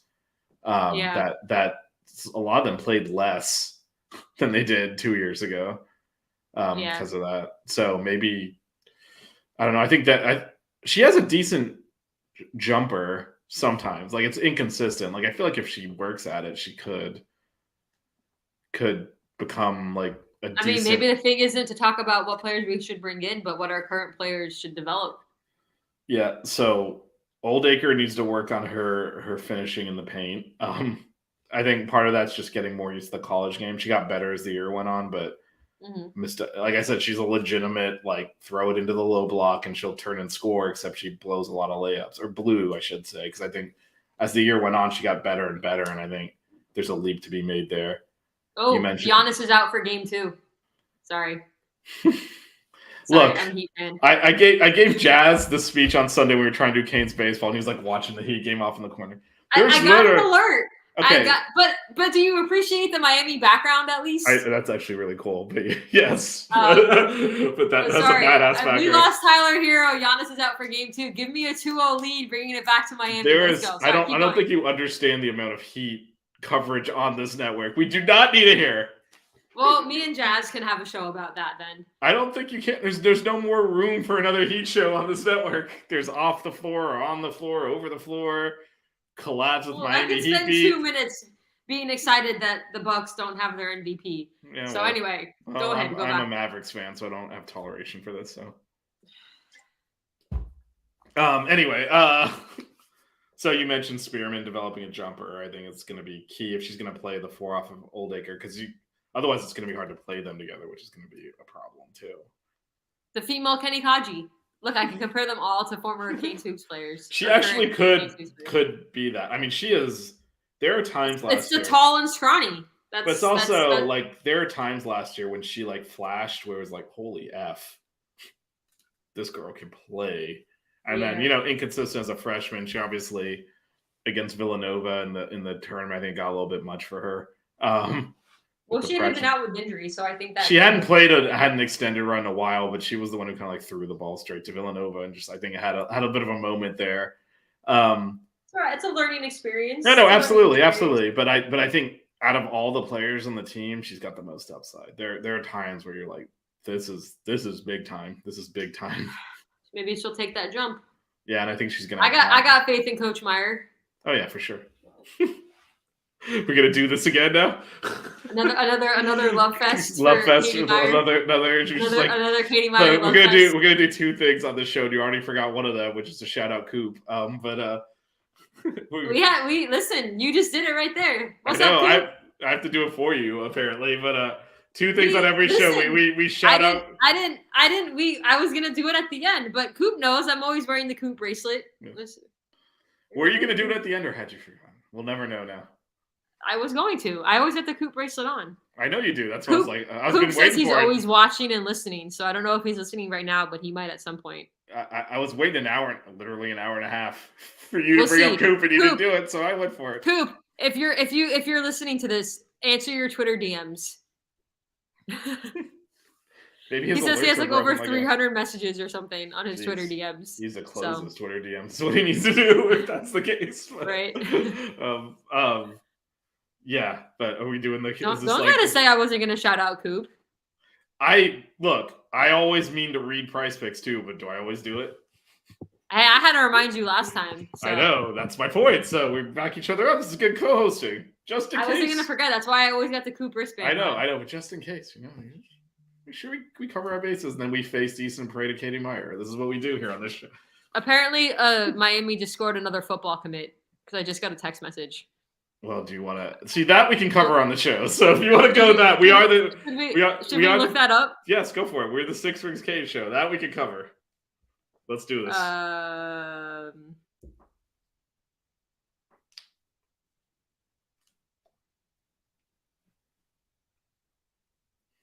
We're all waiting with bated Isaiah Thomas. Isaiah Thomas. 2024 safety out of Canada. What is going on? Why is everyone from Canada now? Let me see. Let me look in the Miami Flow Discord because they're usually the ones that's definitely a name. We'll give it that. That is a name that is familiar to everyone. But all right, I am doing some Googling here of my own.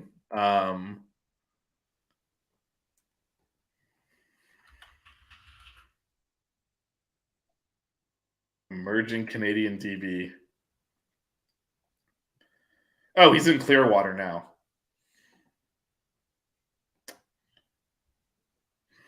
Over Florida State, Florida, and many others. That you gotta love. You gotta love that. He told those other inferior programs to take a hike. What is with this rumor that TBD is transferring to Bama? I mean, why am I reading this rumor? I don't know. Why are you reading that out on air? Why would that even be a thing? So first of all, I don't think it's a thing, and you just read it out on air. You're in the media now. You can't just spew that crap out on air. I'm gonna ignore that. Yes. Wait, I don't know who this 1,000% I don't know who this Oh no, he's actually I was talking if you weren't listening, but I explained who he was. Sorry. Yeah. Sorry, go ahead. He's actually in Clearwater now. That's where he went to high school. He picked us over Florida and Florida State. Oh, nice. He's a safety. 6'2", 195. Yeah, safety / maybe corner, probably a safety. Jamila Dye. Says strong safety. He put strong safety, nickel. So I think he's kind of more of a slash, maybe a striker down the road. But Jamila Dye sealed the deal. So there you go for all the people saying can't recruit with that DVD. On Rivals, he's a 4-star. No, he's a big time. He's just a good get. He's Sorry, I've been so focused on basketball. Oh no, I googled that I have not been following football at all. No, I googled it while you were talking about TBD. I started reading rumors. I'm like, no, that would be horrible. Yeah, that's big stuff, good stuff. Yeah, it's a big time get. Because we were doing the show, I didn't see that Dennis Smith tweeted his usual storm warning thing. That means somebody's about to recruit. So that's good stuff. I'll take a 4-star safety. Let's go. And also, beating Florida and Florida State for the kid also is good, just because we can rub it in their faces. So it's always a fun time. Reading Chalupa Batman's breakdown of our newest commit. I don't know if any of y'all follow Chalupa Batman on Twitter, but physical and versatile, good play recognition, wicked closing speed, big hitter, good ball skills, plays really good inside the box, good tackler in space, knows for the football. That's our newest football commit, Isaiah Thomas. I will take that any day. So. And in his photo, he's wearing number 24, which was Cam's number last year. So that is a good safety number to be wearing. Just going to throw that out there. Because number 24 hangs in the rafters now in the indoor practice facility, thanks to Cam. Right. Yep. So, sorry, we just switched from women's hoops to NBA to back to hoops to football. Look, we are the Six Rings Cane show. When breaking news happens with the Canes. Well, I think what happened is I think Edward, the Clemson fan, is watching. So because he texted me like, "Hey, Miami just got another football commit," and then he wrote, "You better be taking care of yourself," because we were just talking about how I got sick leaving Houston. So, Edward, if you're watching this, say hi in the chat. I don't know if he's still watching. But I think he was at some point. I don't know. We don't need to talk about Clemson right now. So either way. Hey, but he gave me good Miami information. Yeah, and then You were talking about the Heat and the Bucks and all sorts of other stuff. So for like 2 seconds. Hey. It's only because I got the alert. Listen, that's the only alerts I have turned on right now are text messaging and ESPN alerts. So, but look, now it's clear. I cleared it all. Isn't that a cool background though? No, that is. For those of you listening to the podcast, Melissa's holding up her cell phone to this camera. Yeah, it's like a neon drawing of Sebastian cool. Davis with like a black background. I got it off like Google. Like just search Google Images and you'll probably. I'll clip this and put it out there so people can. Even if you're listening to the podcast, go find one of our Twitter feeds. You'll see the visual. No, but honestly, if you're listening to the podcast, you really need to pull this up on YouTube. One, to give us the clicks, but also because you need to check out the merch me and Vish are currently wearing. Like he's got like a new Final Four shirt on, and I'm wearing like a brand new Adidas hoodie. So if you're gonna do anything, at least open up YouTube for a minute, especially at the beginning because I was showing off the Final Four. Did I show off the Final Four blanket that I got when we were on? You did, but you can do it again. It's fine. Yeah, I know you want to. Look at the awesomeness that is this blanket. Like, hold on. Yeah, which is an interesting take from you, given that how awesome is that? So this is an interesting take from you, given that last week when I was wearing my Elite 8 shirt from 2 years ago, you said, I don't like stuff with other teams' logos on it because it had the Miami logo and the Kansas logo. No, that's true. I don't. But it's actually a really cool blanket and it's super soft. And I actually ended up buying the Final Four shirt that had all 4 teams on it. And so what happened? And a tumbler. Because I went to Caneswear and I bought all the merch. But I bought like the one with all 4 teams on it magnet, and then I just got the Miami magnet. I got the 3 decals with Miami on it. I got the Final Four tumbler with all 4 teams, the shirt, the blanket. Like when I tell you, I bought so much of it. And then the hat finally came in. I just got it the other day. Yeah, I'm never ordering off Fanatics ever again. I mean, I've gotten one of the 2 shirts I ordered off of Fanatics like a month ago. I just got the shirt and the hat like the other day. But I wanted the hat because now it's nicely on the corner of my TV stand right behind here. Yeah, you don't even wear hats. What are you doing with the hat? It's just to display. I don't wear hats, but I actually have 3 hats on my TV stand and another hat in my room. Yeah, I wear hats constantly, but I didn't feel like that. I'm not a hat person. I'm more of a hoodie. I'm definitely a hat person, but I didn't actually like that hat. Honestly, if I'm gonna wear a hat, if I'm gonna wear a hat, it's gonna be a beanie. I like beanies better. But I want the Final Four hat. It's actually really cool. See, it didn't look that way, but I'll have to go check it out when I'm down there. No, I mean I don't know like wear and tear, but I think it is. It's like a general hat, and then they put like the. That's what it looked like to me. It looked like they ironed a logo on them. Like that's not. That's kind of what it is, but it's still really cool, and now it looks good. I have it on one side of my TV stand, and on the other side of my TV stand, I have my University of Miami School of Nursing and Health Studies hat on the other side. So it's 2 hats. I don't think I have. I have like one. You know, the only thing I have that says Arts and Sciences on it is like the T-shirt they give you during orientation on like freshman year. They give everyone a T-shirt. That's the only. I got my School of Nursing and Health Studies hat when I went to Haiti to do a medical trip for a week during spring break. Spend a week in Haiti running clinics and stuff. So they gave us a few School of Nursing stuff just to like rep the school. Yeah. But yeah. I didn't do anything. But now it looks good because now it's even because now I've got on both sides. Plus the Final Four hat actually looks really cool in person. You have to look. But like, listen, you're coming to Miami at some point. Yeah, I'll go look at it in the store. Go to Caneswear, maybe they'll have it. Or I'm not going all the way up to Broward, man. I'll either go to the bookstore or all Canes. It's a hike. What are you looking at me like that for? That's a long way to go.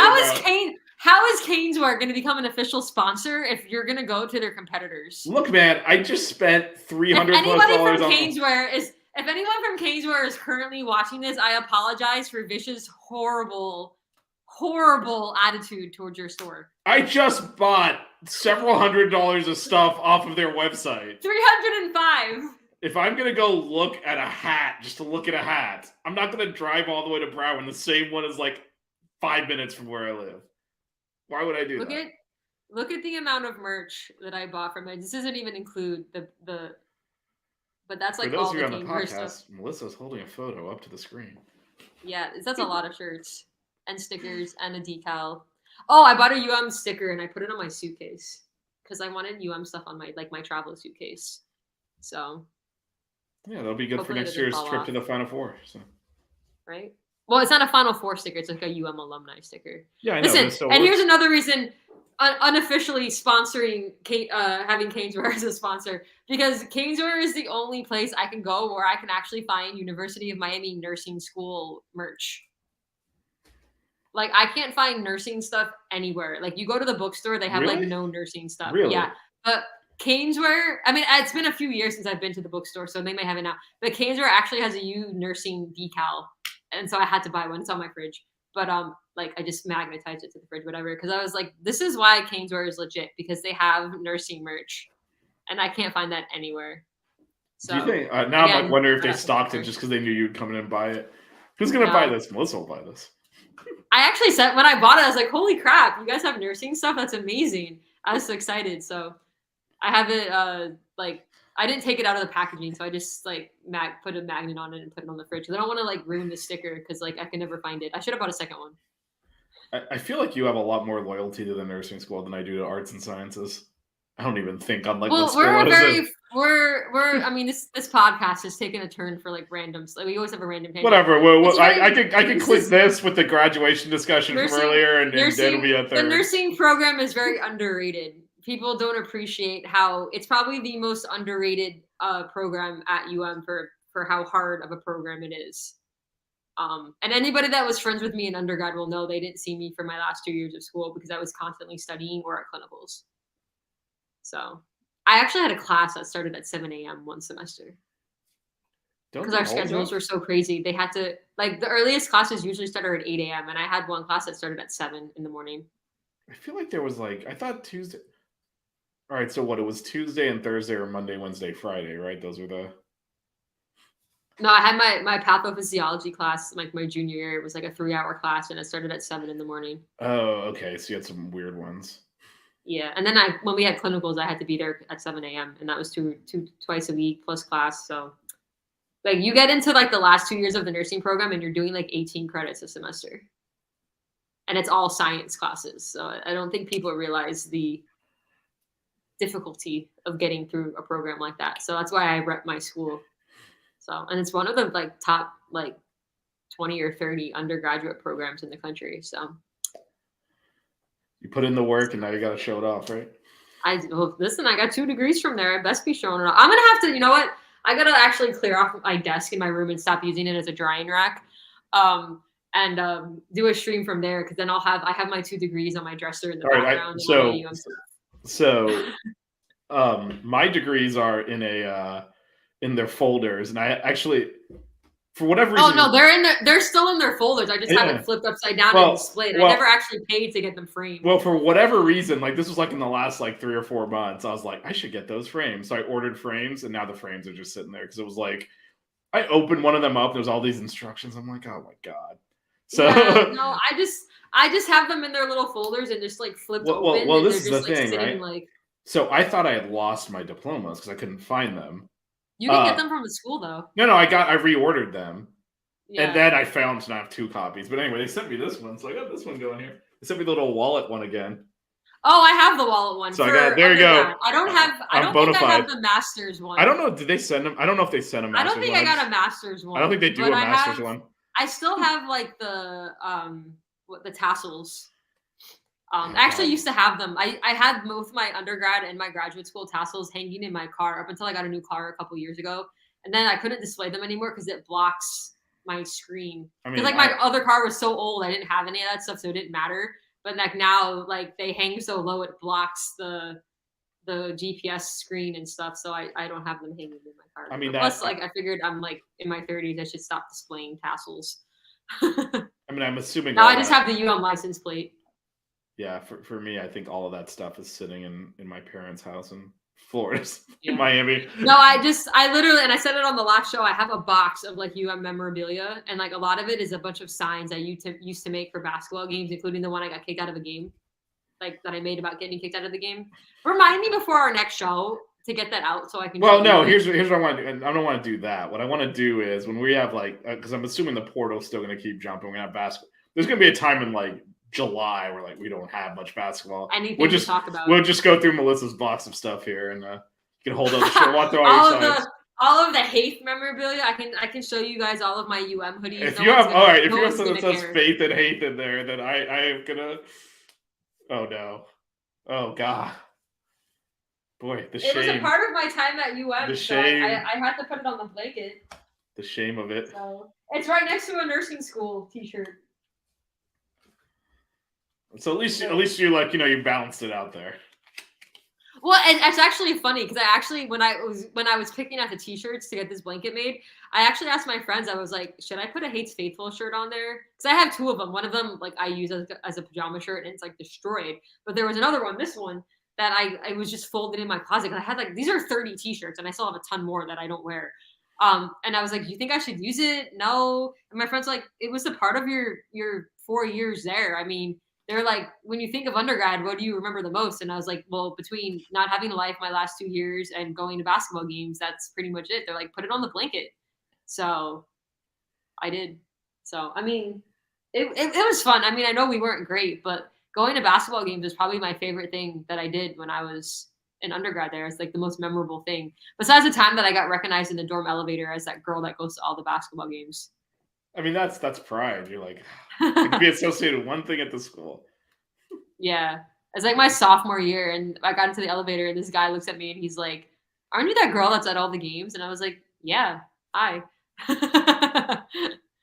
So, or no, the time I was walking through Memorial, because I had to cut through Memorial to get to the nursing school, Ray Hicks recognized me. Oh, nice. Ray Hicks, like, you're at the games, right? I feel like, what's up, Ray Hicks? So we obviously went to the same college. I feel like we were never, not that did we overlap at all? I think my master's might have overlapped with your freshman year. We overlapped with, because you finished your master's in 2005 and I started undergrad in 2004. So we did overlap a little bit, but I feel like your entire time you're just in the nursing school. Because only the last 2 years. Okay. Only the last 2 years. Because you're like, you cut through Memorial. I was like all my classes were in Memorial pretty much. Yeah, and even then, so my junior year was the first year that building actually opened. That's right. They were building it. They were building it when I first started. The old nursing school, when they knocked it down, had asbestos in it. And I had a few classes over there. So we were like the class that kind of opened it up, and we started really doing classes in it my spring semester. So like my first semester junior year, like I had a bunch of classes in the learning center. Oh, the learning center. Good old learning center. It was freezing all the time. That building was freezing. That was like the new building. Anyone who's an undergrad at UM knows how cold the learning center is. That was like the new building. Like when my freshman year, I had a class at Mahoney Pearson. My English class was in the classrooms at Mahoney Pearson, so I had to walk all the way from the Stanford Towers to Mahoney Pearson at 8 a.m. There were actual classes there? There were classrooms at Mahoney. They have classrooms at Mahoney. No, I know they're in between. I mean, who the hell is there now? I had both semesters of freshman year. My English classes were at Mahoney. I didn't realize they actually held classes there. I knew there was. Yeah, at 8 a.m. I had to trek from the Towers to Mahoney Pearson at like 7:30 in the morning. You pick your own. But I had a ton of classes in Memorial, like all my pre-reg classes, like Memorial and the Cox Science Building. Like that's where I had most of my classes because like. All of, like my fine arts classes and stuff were either at the LC or Memorial, and then all my science classes were at Cox until. I only took 2 science classes the entire time. I was always in a science class. I took chemistry, and I was like, I hate this. And then I had to do one more class, and I was like, which one doesn't have a lab? Marine science. Bio, there you go. Chem, microbiology. I tested out bio. I actually took anatomy and physiology over the summer at FAU because I didn't want to take it at Miami because the professor I heard was crazy. Smart. So sorry if you're still working at Miami. But so I was like, can I claim FAU if they win the Natty? You absolutely cannot. I took 2 classes there. You cannot. You absolutely cannot. It wouldn't even be fulfilling for you. No, it wouldn't. Honestly, I don't claim any team except Miami. But yeah. You have a show to go do in 12 minutes. And we kind of just went on a nice. Well, I mean, once we went down that road, I was like, I'm going to let it ride. If I get enough content, I can cut it into a podcast. So I think if I splice this together with our graduation talk earlier. This is like our random end of the show. And the first 12 minutes. Anybody that's gone to UM undergrad will appreciate our last 10 minutes of reminiscing about all the different. This is the other thing. You're the only other alum on the network. So. But also, if you went to undergrad during our time, you'll appreciate it because we were there when the original rat was still there. Like the hole-in-the-wall Rathskeller. Like now it's like this fancy building with 2 floors and like super nice. But like we got to go there when it was like the old Rathskeller. Where I there used was to go in horrible there lighting. on Sundays to watch the Cowboys play because they had Sunday tickets. They have really good fried mac and cheese now, though. I don't know if you've been to the Rat recently, but I haven't been there in a few years. But last time I went, they had really good fried mac and cheese. Yeah, I haven't been there, and I took my nephew there. Boy, that was like 3 or 4 years ago. It was before COVID. Yeah, I haven't been on campus since either a baseball or a basketball game I went to. I was there like a month ago because I did the. But I'm on and around. My sister works on campus. I'm like there or around there all the time. Just it had to have been a basketball game or a baseball game, but like that's like on the edge of campus. Like I haven't walked through campus in years. So like if I go to a sporting event, I just go and park at the Metro Rail and walk across the street. So like I haven't walked through campus or been to the bookstore in a long time. Oh no, I've definitely done that more recently. You're right there. Make the trip over. Yeah, I don't want to spend money at the bookstore. I'd rather go to Gainesville when I'm not visiting my mom. That's a good point. But you can go by the Rat though. Yeah, I should go by the Rat. Should we even call it the Rat though? I feel like we need to call it something else because the Rat is our dingy, like poorly lit piece of crap. Well, it's the Rat. It's the Rat 2.0. I feel like it doesn't. I mean, the Rat was dumb. It's not the Rat that we know. Yeah. But they still got like the swinging benches and it's a modernized Rat. Yeah, like no one knows what we're talking about, do they? Honestly, it'll be weird to go past there because they've knocked down Hecht. I don't know when they're knocking down Stanford, but I know Hecht is no longer there. So that's just weird. You know what? When I'm in Miami, we might go to a baseball game. We should walk the campus too. Let me know when you go. We'll go. We can walk around the campus and then go to the baseball game. I'm down. Yeah, you just have to let me know what game you're going to because I work Friday. I'm not going to a Sunday afternoon game. It has to be a Friday or Saturday night game. I cannot sit at Mark Light and in the Sunday heat like that. It's horrible. Yo, man, it's horrible. We'll talk after. It's too hot. It's too hot. I'm not doing it. It's a Friday or Saturday night game. That's it. Yeah. That's all I'm willing to do. Okay. All right. Go host your F1 show. For anyone still listening or watching, in 9 minutes, there will be an F1 show hosted by Vish. So if you follow it, there you go. Okay. So there's a lot going on here, Anthony. What's the Bank Atlantic Center? I think it means the Watsco. It used to be the Bank United Center. It's now the Watsco Center. Yeah, I think Bank Atlantic Center was what they used to call the Florida Live Arena in Broward, right? Wasn't it Bank Atlantic at one point? It was. It's BB&T now. I believe. Oh, I thought it was Florida Live. Where the Panthers play. Yeah, I thought it was Panthers play. It's BB&T. I thought it was Florida Live now, but anyway. Okay. I think it's BB&T. Whatever it is. I think it's BB&T though. Does it need to be updated? I don't think so. I don't know why. Why do you think it's old and outdated? Oh, hi, Edward. Oh, Edward finally said hello. I bet you Edward was listening to us while he was working out and he couldn't respond, and now he's responding now. You missed our virtual tour of the campus as it was 20 years ago. Listen, if anybody went to undergrad there like 15 years ago, you'll understand. My brother listens to the podcast. He'll get it. So there we go. One person will understand it. So that's good enough. If any of my friends that I told to watch are watching, they're all my friends from undergrad, but I doubt they're watching. I think my friend Ryan goes back and listens to it later because he told me I did a good job last week. So Ryan, if you're listening to this at some point, hi. He's my basketball buddy. He's the only other person that follows basketball like regularly like I do within my group text. So shout out to Ryan then. Even if he's not listening. It didn't open until like it was not. I was about to say it was definitely not built in '99 because my ass was going down to Miami Arena to watch the Seaplays. Yeah. So. Maybe the concept of it and it started being built. Well, they started planning for it like years. That's why it was actually. It opened in 04. 03. Right? Or was it 03? Oh, I think it was technically 04. It was the. What year did I graduate? No, it was 03 January. Okay. The first game was against North Carolina. Was it 03 or 03? Other group text just went off. 03. It was open in 04 because it was there when I started going to games. Yeah, no, it was. It was the middle of my senior year. I think they switched. So, I don't know what updates they could add to it though. Yeah, I mean it's kind of. Yeah, I don't really see anything wrong with it that needs updating. Yeah. Anyway, we got a new floor a few years ago. Yeah, and the seats are fine. It's still like they're not like worn out or anything. When they need to replace them. Yeah. They can't put more seats in because Coral Gables won't allow it. So I don't know exactly what the. That was actually a big thing when I was in school. I don't know if it still was when you were in school, but like they have those empty spaces up in the corner that was supposed to be seating, and Coral Gables changed their permit. Yeah, so Anthony, you're mentioning basketball schools though. Duke, North Carolina, Kentucky, Kansas, like. Okay, wait, hold on. Duke's stadium, which I've been in, is old. It's a piece of crap. Like, what are we talking about? Yeah. And North Carolina plays like they're like a massive. Yeah, like, the Dean it's almost like an NBA arena. Yeah. The Dean Dome is humongous. Yeah, but Duke is a piece of garbage. But Anthony, what would you want to update though? I don't know what your update. They just got a new scoreboard like 8 or 9 years ago. Yeah, no, I was there for multiple games. I don't know that there's any. You can't add more seats. I mean, you could change out the seating, but like you said, we can't add any more seats. I don't know what you would update.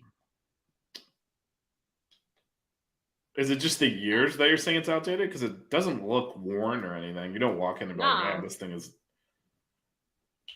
I don't know what you would update. I don't know. I got to go do F1. So. Yeah. Do you do F1 with Jazz? Who do you do F1 with? Yeah, Jazz and Moni. I'm surprised he hasn't gotten on here and been like, "Yo, shut up, let Vish go." I might have to go get him. And be like, "Are you?" I want to update the concession. It seems very small. I want more offerings at the stadium. If more people show up on a regular basis, maybe they will. Yeah, no, and that is not really when you say upgrade a stadium. That's not really what. Yeah, food options. Hey, they sell alcohol now, so that's new within the last few years. So, but since we're almost done, I'm gonna shout out Coach Coop again. What's up, Coop? I think that was just because you didn't. I was gonna shout him out. I know. You're just trying to make me look bad, but. Coop's the OG. What up, Coop? Check your DMs. I would never treat my coach that way. So. Listen, and Matty Ice, you're not cool for ditching us. You were supposed to be on the show today, so. Something family something. I don't know what happened there. Garbage. Yes, exactly. Garbage. All right. If you're still watching this trip down memory lane, go watch Vish and Jazz on F1. And Moni Libro. But I'm sure it's super interesting for those. It's 3 hosts. It's Moni Libro as well. Oh, I just know you and Jazz. Yeah, well, she's Colombian, works for Univision. Oh, good stuff. There you go. But I don't know when our next show will be, but if any more basketball things happen within the next few weeks. Our next show will be whatever Melissa's schedule is next week on a night off, I think. So it would likely be Tuesday. All right, let's do Tuesday. Tuesday it is. So Tuesday, because Thursday and Friday next week is the NFL draft, so I will not be available. So if you want to do a show next week, it has to be Tuesday. Are you sure you don't want to pick your phone up in the middle and be like, the Cowboys just drafted Bijan Robinson or something? No, I won't be home. I will be at my friend's draft party that we do every year. So sorry. Those are things that are usuals that we've been doing since we were like 20. So I didn't even realize the draft was next Tuesday night, if there's something to talk about basketball wise, there will be a show. There'll be something. Or it could just be a miscellaneous Canes. We could throw a little bit of. We can get Jazz. We'll get Jazz on here and talk about baseball and football and everything in between. Oh, we got a weekly baseball show. Look on the network for that as well. So there's all sorts of stuff happening. I mean, I'll talk everything, but you brought me on for hoops, so. You're welcome to jump on the other ones to talk about too. We can have a Adidas segment where we talk about new gear that they're releasing or not releasing. I mean, not releasing. You mean? That could be another show. A non-releasing show. It could just be 20 minutes of me venting about how Adidas doesn't release all the good stuff that they give to. I feel like we can just add that to the show where you're going through your box of crap. I think that can all be one show. No one wants to see me go through my box of crap. Like honestly, would sound really boring unless you're me. So it's an unboxing.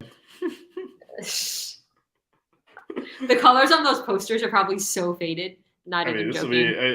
They've been sitting. I can't even tell you. I don't even remember the last time I opened that box. So. Well, that's the good thing. You can't. Okay, You cannot open it. All right, we're gonna do this. This is gonna happen. Probably not next week. We'll just go through the box to see what's actually still in there. Yeah. Because the portal's gonna. I think we'll be.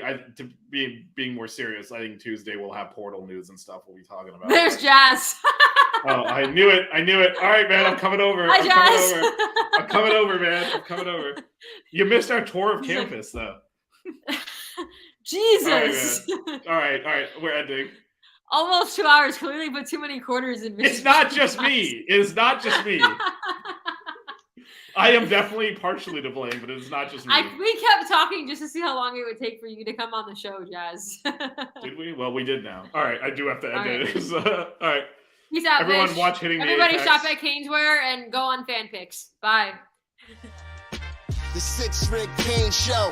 Yeah. The 6 Ring Kane Show. Yeah. The 6 Rings Kane Show. You know.